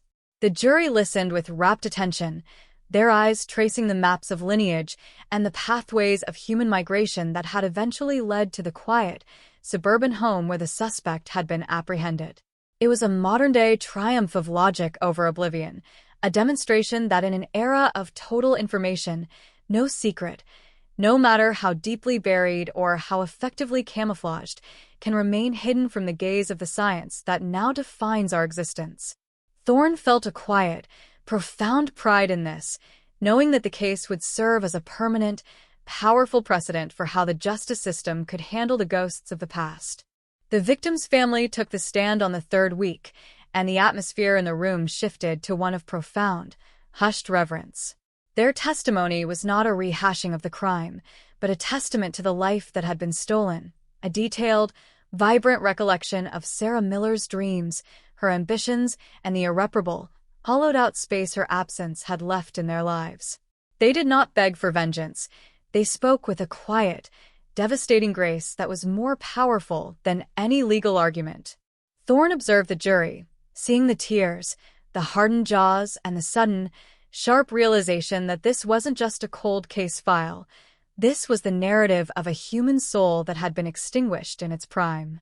It was the moment that the trial moved from the technical into the moral, a moment where the weight of the 38-year-old loss was finally, collectively, understood by every person in the courtroom. As the trial entered its final phase, the town's collective mood began to settle into a state of anticipatory tension. The local news media, which had once been aggressive and sensationalist, adopted a tone of somber, respectful documentation, recognizing the historical significance of the proceedings. The streets in the evenings were quiet, the usual suburban hum replaced by a reflective silence as people turned to one another, sharing their own recollections, their own fears, and their own hopes for the verdict. Oakwood had become a place defined by its shared burden, a neighborhood that was finally learning how to communicate in the aftermath of its greatest, most enduring secret. The trial was the crucible in which this new, more honest community was being forged, a place where the pretense of the past was being replaced by the unvarnished, necessary reality of the truth. The detective, during the evenings, often found himself sitting in the precinct's quiet archive room, the Miller file now a complete, final, and formidable record. He had moved on from the active hunt, but the process of supporting the trial required an even more rigorous, disciplined effort. He felt the weight of the investigation, not as a burden, but as a legacy, as he reviewed the transcripts, the closing arguments, and the forensic summations. He was the one who had brought the evidence to the light, and he felt a profound, quiet obligation to see the process through to its definitive end. He recognized that the conviction was not just a legal necessity, it was a communal duty, a way of ensuring that the victim's name would finally be synonymous with justice rather than with the mystery that had defined her life for nearly 4 decades. The day of the closing arguments was an exercise in intense, focused oratory. The prosecution's final statement was a masterclass in synthesis, weaving the forensic reality, the confession, and the moral imperative of the case into a narrative that left no room for uncertainty. They argued that justice is the only currency of the past, the only way that a society can balance the books of history, and that Sarah Miller deserved the peace that only a verdict could provide. The defense's final argument felt, by comparison, like a hollow, academic exercise, a desperate attempt to create noise in a room that was already resonant with the truth. Thorne, sitting at the prosecution table, felt the finality of the process, the sense that the long, winding road of the investigation had finally brought them to the edge of the destination. He was tired, but it was the exhaustion of a runner who had finally crossed the line, a tiredness that was accompanied by the deep, resonant satisfaction of a task fully and completely realized. The jury's deliberation, which was expected to take days, was concluded in just under 6 hours. When the buzzer sounded and the bailiff announced that a verdict had been reached, the suddenness of the event caused the entire courtroom to inhale in a sharp, collective motion. The judge re-entered, the jury filed in, their faces an unreadable, stoic wall of resolve, and as the foreman stood up, the silence in the room was so thick it felt tangible. The word guilty was spoken with a clarity that seemed to shatter the atmosphere, and for a moment, the room was suspended in the shock of the finality. It was done. The man from 1988, the monster who had hidden in the plain, mundane sight of the suburbs for 38 years, was finally, decisively, held accountable. The relief was not an explosion. It was a slow, steady, and profound release of a tension that had defined the town's life for an entire generation. As the court adjourned and the suspect was let out in handcuffs, the family of the victim stood, their faces a mixture of sorrow, release, and the dawning, hard-won realization that the chapter was finally, irrevocably closed. Thorne approached them, the formal, professional distance he had maintained during the trial finally falling away, replaced by the simple, human connection of 2 parties who had walked a long, difficult road together. There was no need for words. The shared experience of the last few months, the years of waiting, and the ultimate resolution of the case spoke for itself. He had done his part, they had done theirs, and the truth had been the final, enduring arbiter of the situation. He watched them leave the courthouse, walking out into the bright, uncompromising Florida sun, and he felt the weight of the case finally lift from his shoulders, leaving behind only the clear, necessary, and profound clarity of a long-overdue ending. The drive back to the precinct was a quiet, contemplative affair, the Florida landscape passing by in a blur of greens and vibrant, sun-drenched blues. The case was closed, the records were finalized, and the work of the detective had reached its natural, definitive conclusion. He sat in his office, the quiet hum of the building surrounding him, and for the first time in his career, he looked at the file on his desk, the thick, heavy Miller file, and saw it not as a mystery, but as a record of a life that had been reclaimed, a record of a tragedy that had been given its final, appropriate, and necessary resolution. He felt a profound sense of peace, a quiet, resonant gratitude for the opportunity to have served the truth, and a deep, unshakable conviction that the world, for all its darkness and all its secrets, is a place where the truth will eventually, inevitably, find its way into the light. The Florida 1988 case was finished, but the impact of its resolution would be a part of the town, the precinct, and the detective himself, for as long as any of them remained. He was ready to rest, to walk away, and to know that in the end, he had honored the promise that Sarah Miller deserved, the promise of the truth, the promise of justice, and the promise that she would never, ever be forgotten. The immediate aftermath of the conviction didn't manifest as a celebration, but rather as a profound, solemn settling of the community's conscience. As the news of the sentencing spread through the humid, languid streets of the Florida suburb, the initial, sharp shock of the verdict began to mellow into a quiet, pervasive reflection. The town had spent 38 years tethered to an unresolved trauma, a ghost that had dictated the parameters of their daily interactions, their safety protocols, and their deepest, unspoken fears. Now, with the predator in custody and the narrative definitively closed by the weight of a legal gavel, the people of the suburb found themselves in an unfamiliar territory, a reality where the mystery no longer existed. This absence of the unsolved created a peculiar, expansive space in the community's collective life, a room to breathe that they had not truly possessed since the summer of 1988. It was a transition from a state of suspended, anxious animation to the slow, intentional process of healing, where the victim was finally, rightfully, positioned as a person whose loss was a shared, communal wound rather than a fragmented, private enigma. Detective Thorne, now transitioning out of the high-octane focus of the trial, found that the precinct felt strangely diminished, the atmosphere of intensity replaced by the mundane, rhythmic operations of daily police work. He spent his final weeks in the department organizing the final, archival closure of the case, ensuring that every piece of evidence, every deposition, and every forensic record was indexed with a precision that would endure long after his own tenure. The Miller file, now a thick, multi-volume testament to a career's obsession, sat on his desk as a final, monumental artifact. He felt a lingering, protective impulse toward the documents. They weren't just reports, but the physical remnants of the hunt that had defined his purpose. He knew that by closing this case, he was not just resolving a legal matter. He was, in some sense, finishing a conversation with the past that had been started by investigators who were no longer here to see the conclusion. It was a mantle of responsibility that he had held with the utmost care, and as he began the process of handing it over to the institutional archive, he felt a profound sense of continuity, a realization that he had performed his duty to the generations that had come before and the ones that were yet to come. In the neighborhood, the process of reconstruction was manifest in the way the residents began to interact with the landscape of the crime. The lot where the suspect's home had once stood, the scene of his mundane, suburban camouflage, had been acquired by a local nonprofit with the intention of creating a space for communal reflection. The initial, raw anger of the community had bled away, replaced by a firm, communal commitment to ensuring that the site would never again be a container for secrets.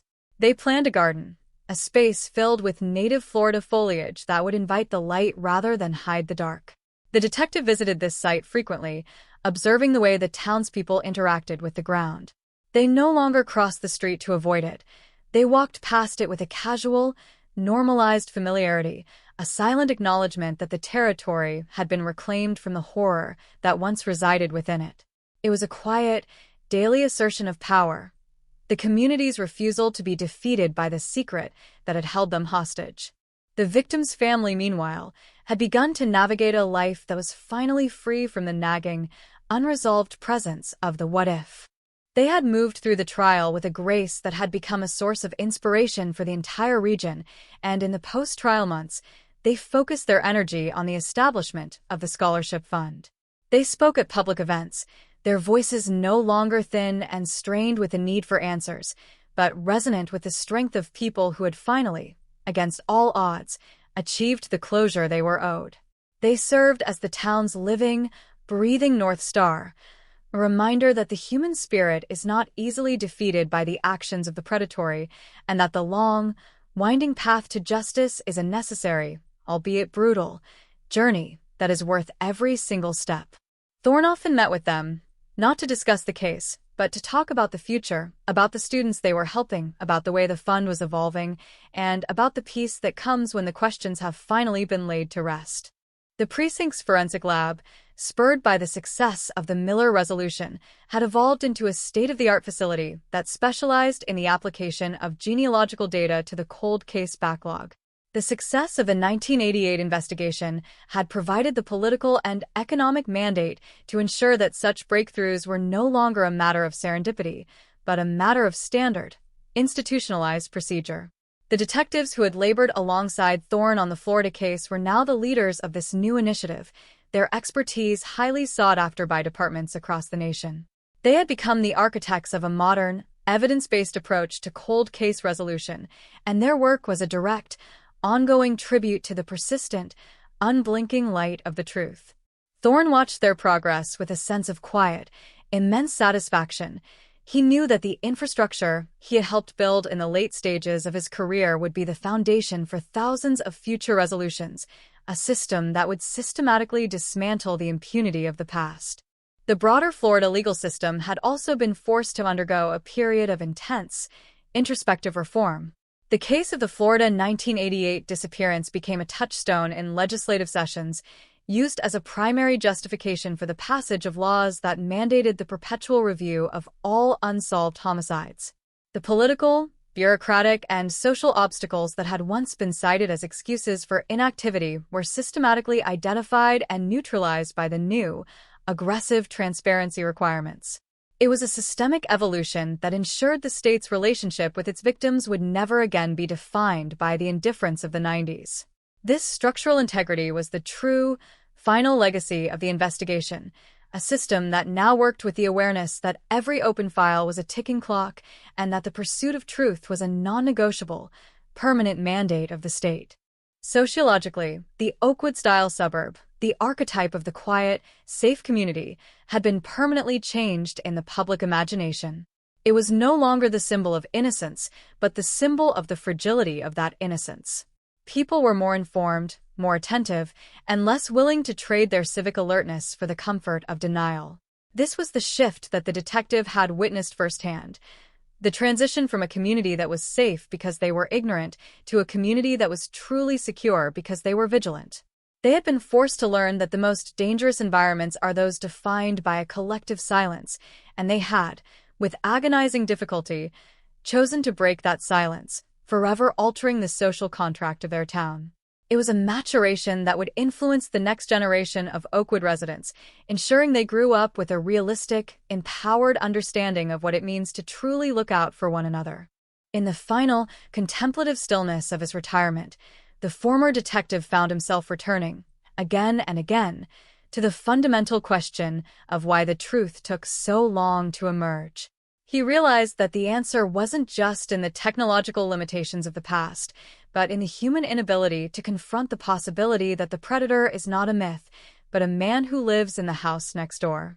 He recognized that the Oakwood mystery was a perfect, contained experiment in the way a community manages its own secrets, and that his role had been that of the surgeon who had to excise the tumor without killing the patient. It was a delicate, dangerous process, one that required both the uncompromising focus of an investigator and the deep, abiding empathy of a man who understands that the truth is a transformative force. He was at peace with the journey. He had been the right man at the right time to pull the thread, and in doing so, he had changed the fabric of the community forever. As the sun sets over the Florida plains in 2026, the town continues its steady, rhythmic pulse. The traffic, the schools, the gardens, the quiet, daily life of a community that has finally found its own authentic peace. The case of the missing 19-year-old in 1988, the mystery that haunted them for nearly 4 decades, is now an archived chapter, a story that is told with the gravity of a lesson but without the weight of an unresolved fear. The darkness has been systematically identified, confronted, and removed, and the light that remains is the light of a truth that is firmly, permanently, and irrevocably theirs to hold. The detective sits in his garden, listening to the soft, steady hum of the evening, feeling the profound, unshakable weight of his career lifting into the crisp, clean air. He has done his part. He has honored the victim, he has served the truth, and he has ensured that for the people of Florida, the shadows have finally, completely, and permanently retreated, leaving behind the stark, necessary, and beautiful clarity of an ending that was finally earned. The finality of the Oakwood narrative in the spring of 2026 is not felt as a sudden silence, but as a deep, resonant hum, a community that has fully integrated its history into the bedrock of its present existence. The lot where the suspect's home once stood, a place that was, for 38 years, the silent, unassuming vault for a secret that had eroded the town's spirit, has matured into a sanctuary of lush, vibrant growth. The trees, now sturdy and deep-rooted, offer a quiet, shaded respite for residents who come to sit and reflect on the distance they have traveled since 1988. For the people who live here, this space is no longer a site of morbid curiosity, but a place of communal reclamation, a testament to the fact that they have successfully purged the darkness that had once taken root in their backyard. The detective, reflecting on this from the calm, intentional pace of his retirement, recognizes that this transition is the natural end state of a case that was once considered an impossible enigma. It is a space defined by the absence of the predator and the presence of the truth, a space where the victim's name is finally synonymous with the living, breathing reality of a community that refuses to be defined by its trauma. The precinct in 2026 has transitioned into a highly specialized, technically advanced center for forensic integrity, a place where the lessons of the Miller investigation have been woven into the very fabric of their operational DNA. The detectives who walk these halls today do so with a profound awareness of the legacy they inhabit. They treat every cold case not as a static, insurmountable obstacle, but as a living, dynamic repository of information that is merely waiting for the right moment of discovery. Their methodology is characterized by a unique fusion of extreme technical precision and a fundamental, humanistic focus on the victim, an approach that has turned the department into a regional beacon of forensic excellence. They understand that their modern capabilities, the mapping of genetic data, the predictive analytics, the instantaneous data-sharing networks, are essentially extensions of the human commitment to the truth. The ghost of the 1988 case is not a specter that haunts them, it is a standard of excellence that they uphold every single day. The scholarship fund established by the victim's family has evolved into a nationally recognized institution, supporting a generation of forensic scientists, criminal justice scholars, and victim advocates who are fundamentally changing the landscape of their respective fields. These young professionals, who study the Miller investigation as a definitive case study in the necessity of historical accountability, are the future architects of the justice system. They carry with them a perspective that bridges the gap between the scientific and the moral, ensuring that the pursuit of the truth is never detached from the reality of the human impact. The victim's family, acting as the quiet, enduring moral force behind this institution, has found a place of profound, reflective grace, a life that has been rebuilt with an intentionality that honors the memory of their daughter while refusing to be held hostage by the mechanics of her loss. They are the North Star of Oakwood, a family whose endurance has served as a guide for anyone navigating the difficult, winding path of historical grief. Legally, the region has matured into a model of systemic integrity, with a task force that was forged in the aftermath of the 1988 resolution now serving as an essential, protected pillar of the governmental infrastructure. The mandate for periodic, systemic case review has ensured that the cold case is no longer an acceptable conclusion, but a starting point for renewed, rigorous inquiry. This legislative framework, which ensures that no victim is ever truly forgotten or left behind, is the structural victory that Oakwood bequeathed to the state. It has dismantled the impunity that once allowed predators to believe that time was their ultimate ally. In the current era, the justice system operates with a level of visibility and accountability that would have been unthinkable in the 80s, a transformation that is the direct, quantifiable result of the arduous, persistent work done by the investigative team during those long months of the investigation. Sociologically, the town has become an essential study in the ethics of communal reckoning, a place where scholars and urban planners convene to discuss how a community can confront its own shadows without being consumed by them. Oakwood's success, they find, isn't due to any singular, miraculous discovery, but to the collective decision of its residents to be honest about their past. By acknowledging the reality of the betrayal, by refusing to look away, and by choosing to support the victim's family through the brutal process of public truth-telling, the town effectively neutralized the power of the secret. They demonstrated that the most effective way to protect a community is not through the concealment of uncomfortable realities, but through the active, shared pursuit of the truth, no matter how long it takes to find it. The town's history is now a classroom, a place where people come to learn that justice is not just a courtroom event, but a continuous, communal practice. The lead detective often finds himself in dialogue with a new generation of investigators, his perspective serving as the historical bridge that connects the primitive, fumbling methods of the past to the sophisticated, triumphant realities of the present. He tells them that the tools are only as effective as the integrity of the person wielding them, and that the ultimate, irreplaceable component of any investigation is the unwavering, human refusal to let the truth remain buried. He is an elder statesman of the precinct, a figure who speaks with the calm, reflective cadence of a man who has traveled the entire distance of the hunt, from the first, fumbling search in the swampy heat of 1988 to the final, definitive sentencing of the man who took everything. He feels no need to dwell on the details of the crime. He dwells on the clarity of the conclusion, the profound, resonant piece of a case that has been truly, fully resolved. As the months of 2026 continue to unfold, the life of the community remains as vibrant, varied, and human as it has always been. There are the usual complexities of modern life, the challenges of governance, the strains of economic change, the personal issues of the residents, but there is an underlying current of communal maturity that keeps these issues within the manageable scope of civic life. The people of Oakwood are not naive. They are grounded. They know the darkness exists, but they also know they have the strength to manage it. They are no longer the people who are afraid to look at the truth because they were too comfortable in their own silence. They are the people who have proven, through their own shared experience, that the truth is the most powerful weapon they possess in the defense of their own peace.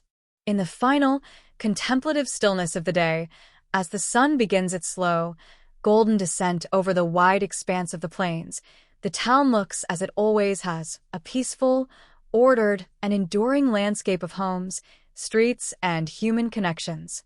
But the air feels different, thinner, clearer, scrubbed of the secret that had lingered there for so long. It is the air of a place where the truth has been spoken and where the past is finally allowed to be just that, the past. The mystery has been replaced by the quiet, steady reality of a world that is no longer haunted, but entirely, finally, their own. The case of the missing 19-year-old, the tragedy of the Miller family, the confession of the killer, and the long, grueling work of the investigation, it has all coalesced into a single, cohesive narrative of human resilience. The nightmare is over, the truth is established, and the community, resilient, vigilant, and profoundly human, is ready to look toward the next chapter, secure in the knowledge that they are no longer walking in the dark. They are living in the enduring, illuminating light of the reality they built, a reality that is theirs to hold, to protect, and to pass on to the next generation. The investigation was not just the resolution of a single crime. It was the start of a new way of being, a way of living that honors the truth above all else, ensuring that for the people of Oakwood, the future will always be a place where the shadows have nowhere to hide. The resonance of the Oakwood narrative in the spring of 2026 feels less like a historical echo and more like the rhythmic, steady heartbeat of a town that is fully reconciled with its own shadow. The garden, that lush, enduring sanctuary where the suspect's house once stood, has evolved into a sophisticated, multi-purpose space, a centerpiece for community life that subtly reinforces the values Oakwood now champions: transparency, education, and collective vigilance. On mild afternoons, the space is filled with a cross-section of the town's demographic, retirees discussing the regional shifts, parents supervising their children in the play area, and students from the nearby university conducting field studies on urban sociology and restorative justice. It is no longer just a site of memory. It is a laboratory for communal health. The detective, now settled into the deep tranquility of his retirement, often visits this space, not to dwell on the investigation, but to observe the fruition of the quiet, painstaking work that he and his team initiated decades ago. He sees the town as a living organism that has successfully processed a traumatic infection, emerging not just healed, but strengthened and sensitized to the signs of decay. The precinct's role as a regional leader in forensic innovation has only deepened. In 2026, the department is no longer merely reacting to crimes, but is actively shaping the landscape of public safety through advanced data modeling and community-integrated policing. The detectives of the current era possess a unique professional identity, one that synthesizes the technical rigor of modern data science with the ancient, necessary art of witness engagement. They understand that the Oakwood breakthrough wasn't just a win for forensic science, it was a win for human persistence. When they brief new officers, the narrative of the Miller case is the standard introduction to their philosophy of duty. It serves as a stark reminder that the cold in cold case is a choice, not a fact. This has become the department's institutional manifesto, that every unsolved file is a debt of honor, a promissory note to the victim and their family that will eventually be satisfied, regardless of the time elapsed. The precinct is now a bastion of that conviction, and its success is reflected in the remarkably low incidence of unsolved violent crimes within the district. The family of the victim continues to hold their position as the moral center of Oakwood's narrative. Their evolution from survivors of a profound, unresolved trauma into figures of communal authority is perhaps the most impressive arc in the town's history. They have become the architects of a culture that refuses to let the past define the future, advocating for local and state policies that protect the rights of families in crisis. Their scholarship fund has expanded, now supporting research into non-invasive forensic recovery techniques that allow for the investigation of historical sites without the destruction of the surrounding environment. This commitment to both the truth and the preservation of the community is a perfect reflection of how far they have traveled from the despair of 1988. They are, in every sense, the victors of the Oakwood struggle, not because they won a trial, but because they survived a nightmare and used that survival to make the world a more empathetic and capable place for those who would follow. The legal environment in the state has reached a point of settled, robust integrity. The task force established in the wake of the 1988 resolution has become a permanent, nonpartisan institution, its funding and mandate protected by statute. The procedures for case review are no longer debated. They are a standard, automated component of the justice system's biennial cycle. This legislative stability is the bedrock upon which Oakwood's current peace is built. It ensures that justice is not subject to the whims of political cycles or the limitations of individual investigators' interests. It is a systematic, institutional acknowledgement of the state's obligation to its citizens. This level of bureaucratic accountability, born from the painful, protracted lessons of the Oakwood investigation, is a permanent gift to the region, a promise that the darkness, no matter how skillfully hidden, will never again be allowed to flourish under the shield of neglect. Socially, the town has become a focal point for those interested in the ethics of historical reckoning. Educational forums, held annually in the town's civic center, bring together historians, criminologists, and community leaders to discuss the Oakwood case not as a horror story, but as a framework for societal healing. These discussions delve into the importance of acknowledging the gray areas of history, the danger of collective denial, and the essential role that public memory plays in maintaining the health of a democracy. Oakwood is now a classroom, a place where people come to learn that the path to truth is often long, arduous, and uncomfortable, but that it is the only path that leads to a sustainable, authentic peace. The town's willingness to be that classroom, to be that example, is a final, significant act of communal courage, an acknowledgement that their experience belongs not just to them, but to everyone who seeks to understand the weight of the past. The lead detective often finds himself in dialogue with current investigators, his perspective providing the historical context that helps them make sense of the modern, rapid-fire technological landscape. He tells them that the tools have changed, but the mission is identical, to be the voice for those who can no longer speak. He reminds them that while their data sets are complex and their algorithms are brilliant, the ability to read a human face, to understand a moment of hesitation, and to hold the space for a grieving family to speak their truth are the timeless components of the work. He is an old man now, his hair a bright silver and his movements slower, but his commitment to the integrity of the truth remains as fierce as it was when he first walked into the Miller house. He is the guardian of the narrative, the person who ensures that the lessons of the past are never buried under the convenience of the present. As the months of 2026 continue to unfold, the life of the community remains as vibrant and complex as any other modern town. There are disagreements, challenges, and the occasional disruption of public order, but there is also a profound sense of communal maturity that keeps these issues within the manageable scope of civic life. The residents of Oakwood understand that the safety they enjoy is a fragile, maintained state, something that requires the constant effort of every individual. They are no longer the people they were in the late 80s, naive in their security and blind in their ignorance. They are the people of the resolution, the people who have looked into the darkest possible version of their own reality and chose to move forward with their eyes wide open. Their strength is not an absence of fear, but an awareness of it, coupled with the proven knowledge that they have the power to face whatever comes their way. In the final, contemplative stillness of the day, as the sun begins its slow descent over the plains, the town looks exactly as it always has, a collection of homes, schools, and parks, nestled in the vast, open expanse of the landscape. But the air feels different, thinner, clearer, scrubbed of the secret that had lingered there for so long. It is the air of a place where the truth has been spoken and where the past is finally allowed to be just that, the past. The mystery has been replaced by the quiet, steady reality of a world that is no longer haunted, but entirely, finally, their own. The case of the missing 19-year-old, the tragedy of the Miller family, the confession of the neighbor, and the long, grueling work of the investigation, it has all coalesced into a single, cohesive narrative of human resilience. The nightmare is over, the truth is established, and the community, resilient, vigilant, and profoundly human, is ready to look toward the next chapter, secure in the knowledge that they are no longer walking in the dark. They are living in the enduring, illuminating light of the reality they built, a reality that is theirs to hold, to protect, and to pass on to the next generation.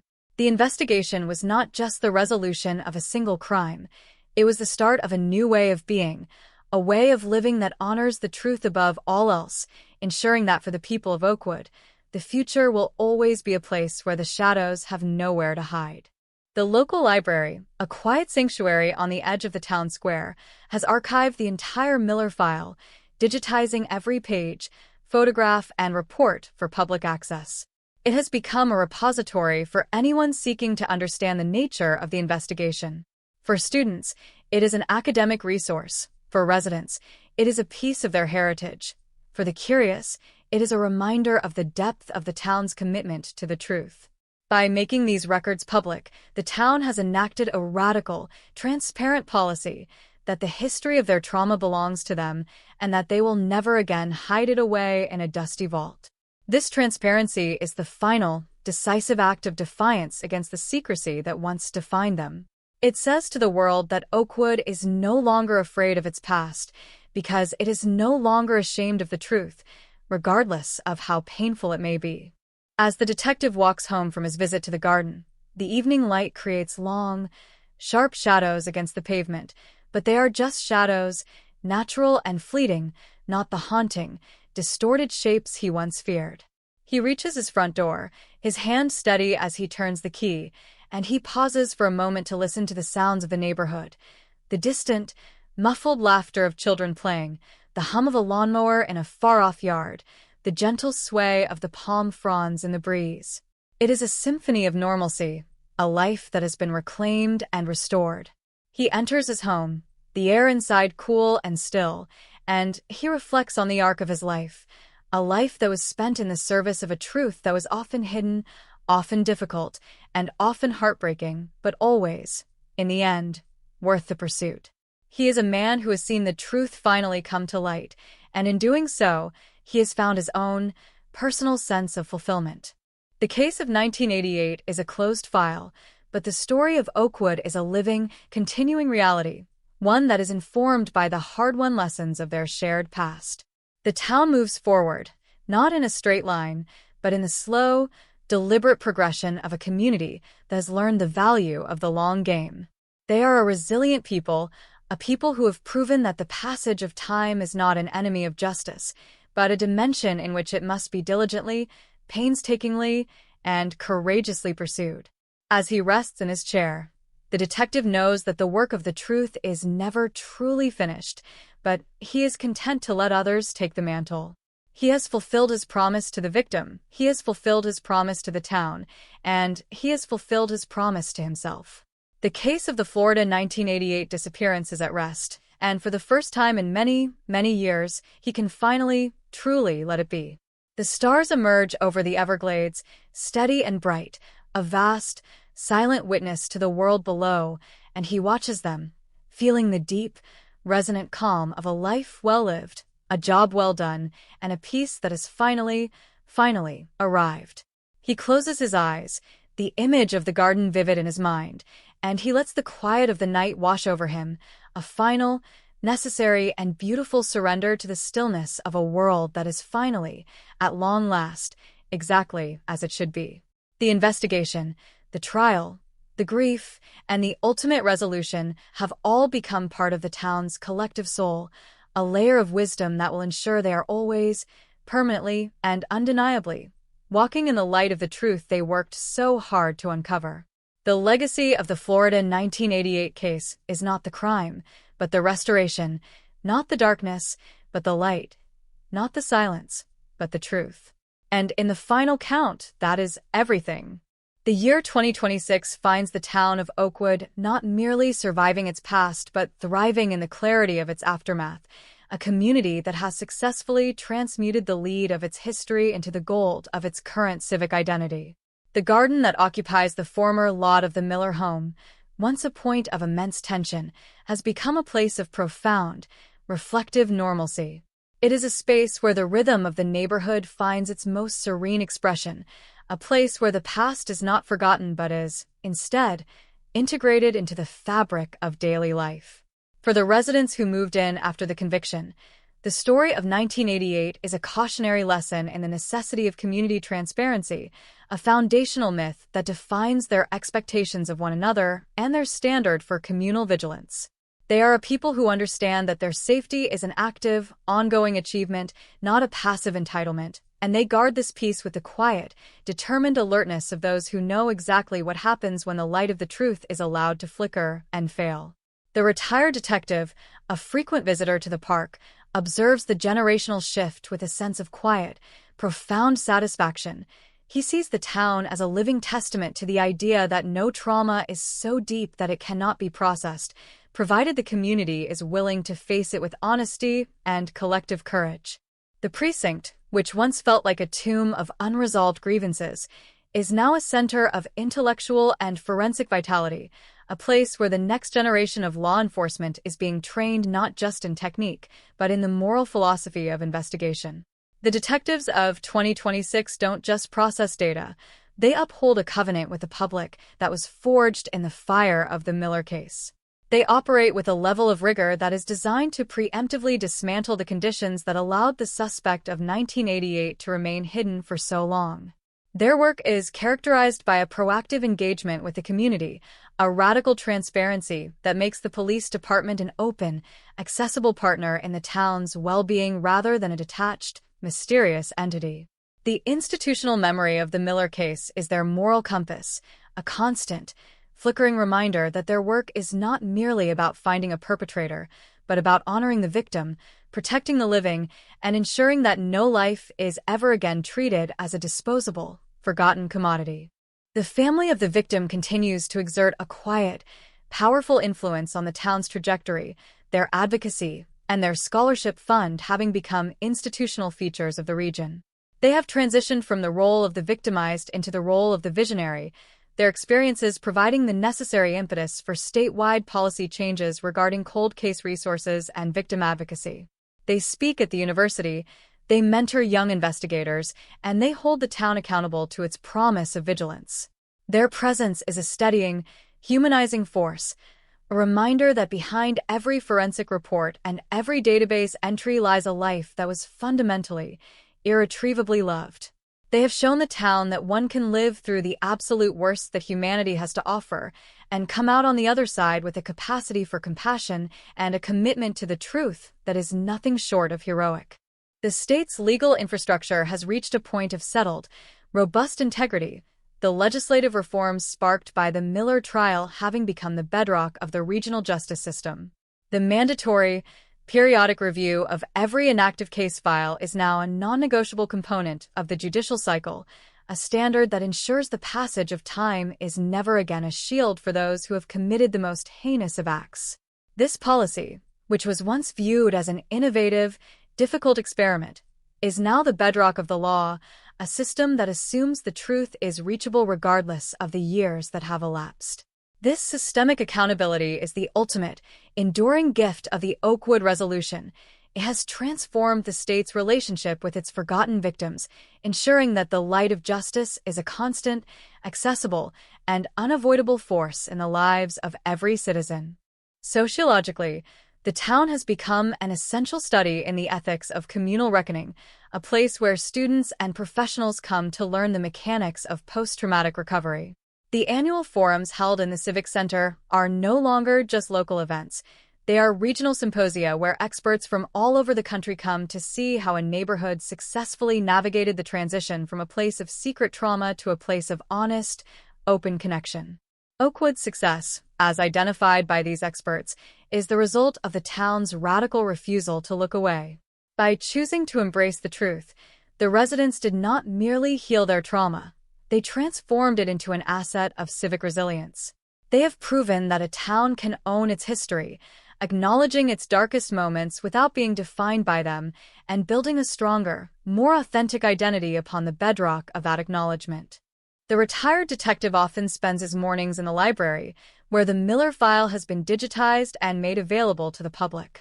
He observes the young scholars and students who come to pore over the thousands of pages, the transcripts, and the photographs. He sees them not as people who are merely learning about a crime, but as people who are being empowered by the understanding of the investigation.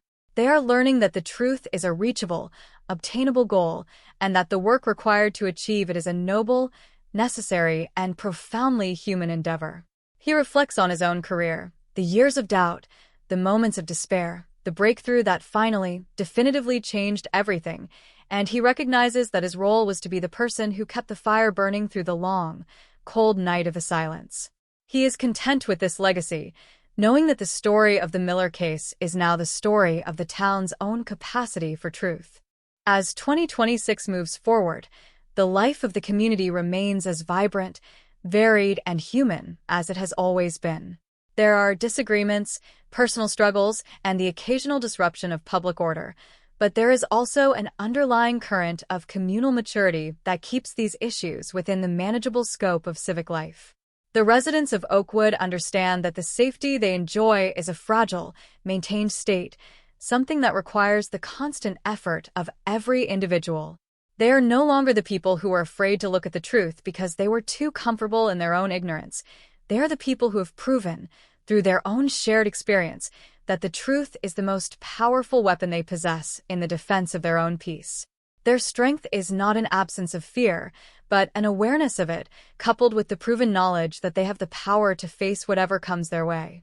In the final, contemplative stillness of the day, as the sun begins its slow, golden descent over the wide expanse of the plains, the town looks as it always has, a peaceful, ordered, and enduring landscape of homes, streets, and human connections.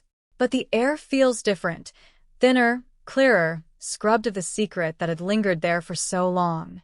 It is the air of a place where the truth has been spoken, where the past is finally allowed to be just that, the past, and where the community, resilient, vigilant, and profoundly human, is ready to look toward the next chapter, secure in the knowledge that they are no longer walking in the dark. They are living in the enduring, illuminating light of the reality they built, a reality that is theirs to hold, to protect, and to pass on to the next generation. The investigation was not just the resolution of a single crime, it was the start of a new way of being, a way of living that honors the truth above all else, ensuring that for the people of Oakwood, the future will always be a place where the shadows have nowhere to hide. The local newspaper, in its weekend edition, often features stories about the town's progress, the successes of the Scholarship Fund, the ongoing work of the Regional Cold Case Task Force, and the enduring strength of the community. These stories are no longer about the crime, but about the life that has been built in the aftermath of its resolution. They are chronicles of a town that has learned how to grow, how to adapt, and how to hold one another through the challenges of the modern age. The story of 1988, while still a foundational part of their history, has become a secondary narrative to the current, vibrant reality of the town. This is the ultimate, final, and necessary victory, that the life they have built is far more significant, far more lasting, and far more powerful than the moment it was nearly destroyed. The town has not only reclaimed its identity, it has elevated it to a new, higher level of communal awareness and purpose. As the retired detective sits in his own home, the quiet of the evening settling over him, he thinks back to the first moment he opened the Miller file, that thick, dusty brick of unresolved history that had seemed so daunting at the time. He remembers the doubt, the weight of the years, and the sheer, overwhelming uncertainty of the search. He looks at his own hands, now older, steadier, and marks of a life spent in the service of the law, and he feels a deep, resonant sense of completion. He had been given a mystery, a tragedy, and a burden, and he had treated it with the absolute focus, the profound empathy, and the relentless, unyielding commitment that it required. He had seen the truth emerge from the dark. He had seen the family find their peace, and he had seen a town find its way back to the light. The journey had been long, but it had been the most significant journey of his life, a journey that led not just to a conviction, but to a profound, human understanding of the capacity for justice in a world that is so often defined by its secrets. The case of the Florida 1988 disappearance is at rest, and for the first time in many, many years, he can finally, truly let it be. The stars emerge over the Everglades, steady and bright, a vast, silent witness to the world below, and he watches them, feeling the deep, resonant calm of a life well lived, a job well done, and a peace that has finally arrived. He closes his eyes, the image of the garden vivid in his mind, and he lets the quiet of the night wash over him, a final, necessary, and beautiful surrender to the stillness of a world that is finally, at long last, exactly as it should be. The investigation, the trial, the grief, and the ultimate resolution have all become part of the town's collective soul, a layer of wisdom that will ensure they are always, permanently, and undeniably, walking in the light of the truth they worked so hard to uncover. The legacy of the Florida 1988 case is not the crime, but the restoration, not the darkness, but the light, not the silence, but the truth. And in the final count, that is everything.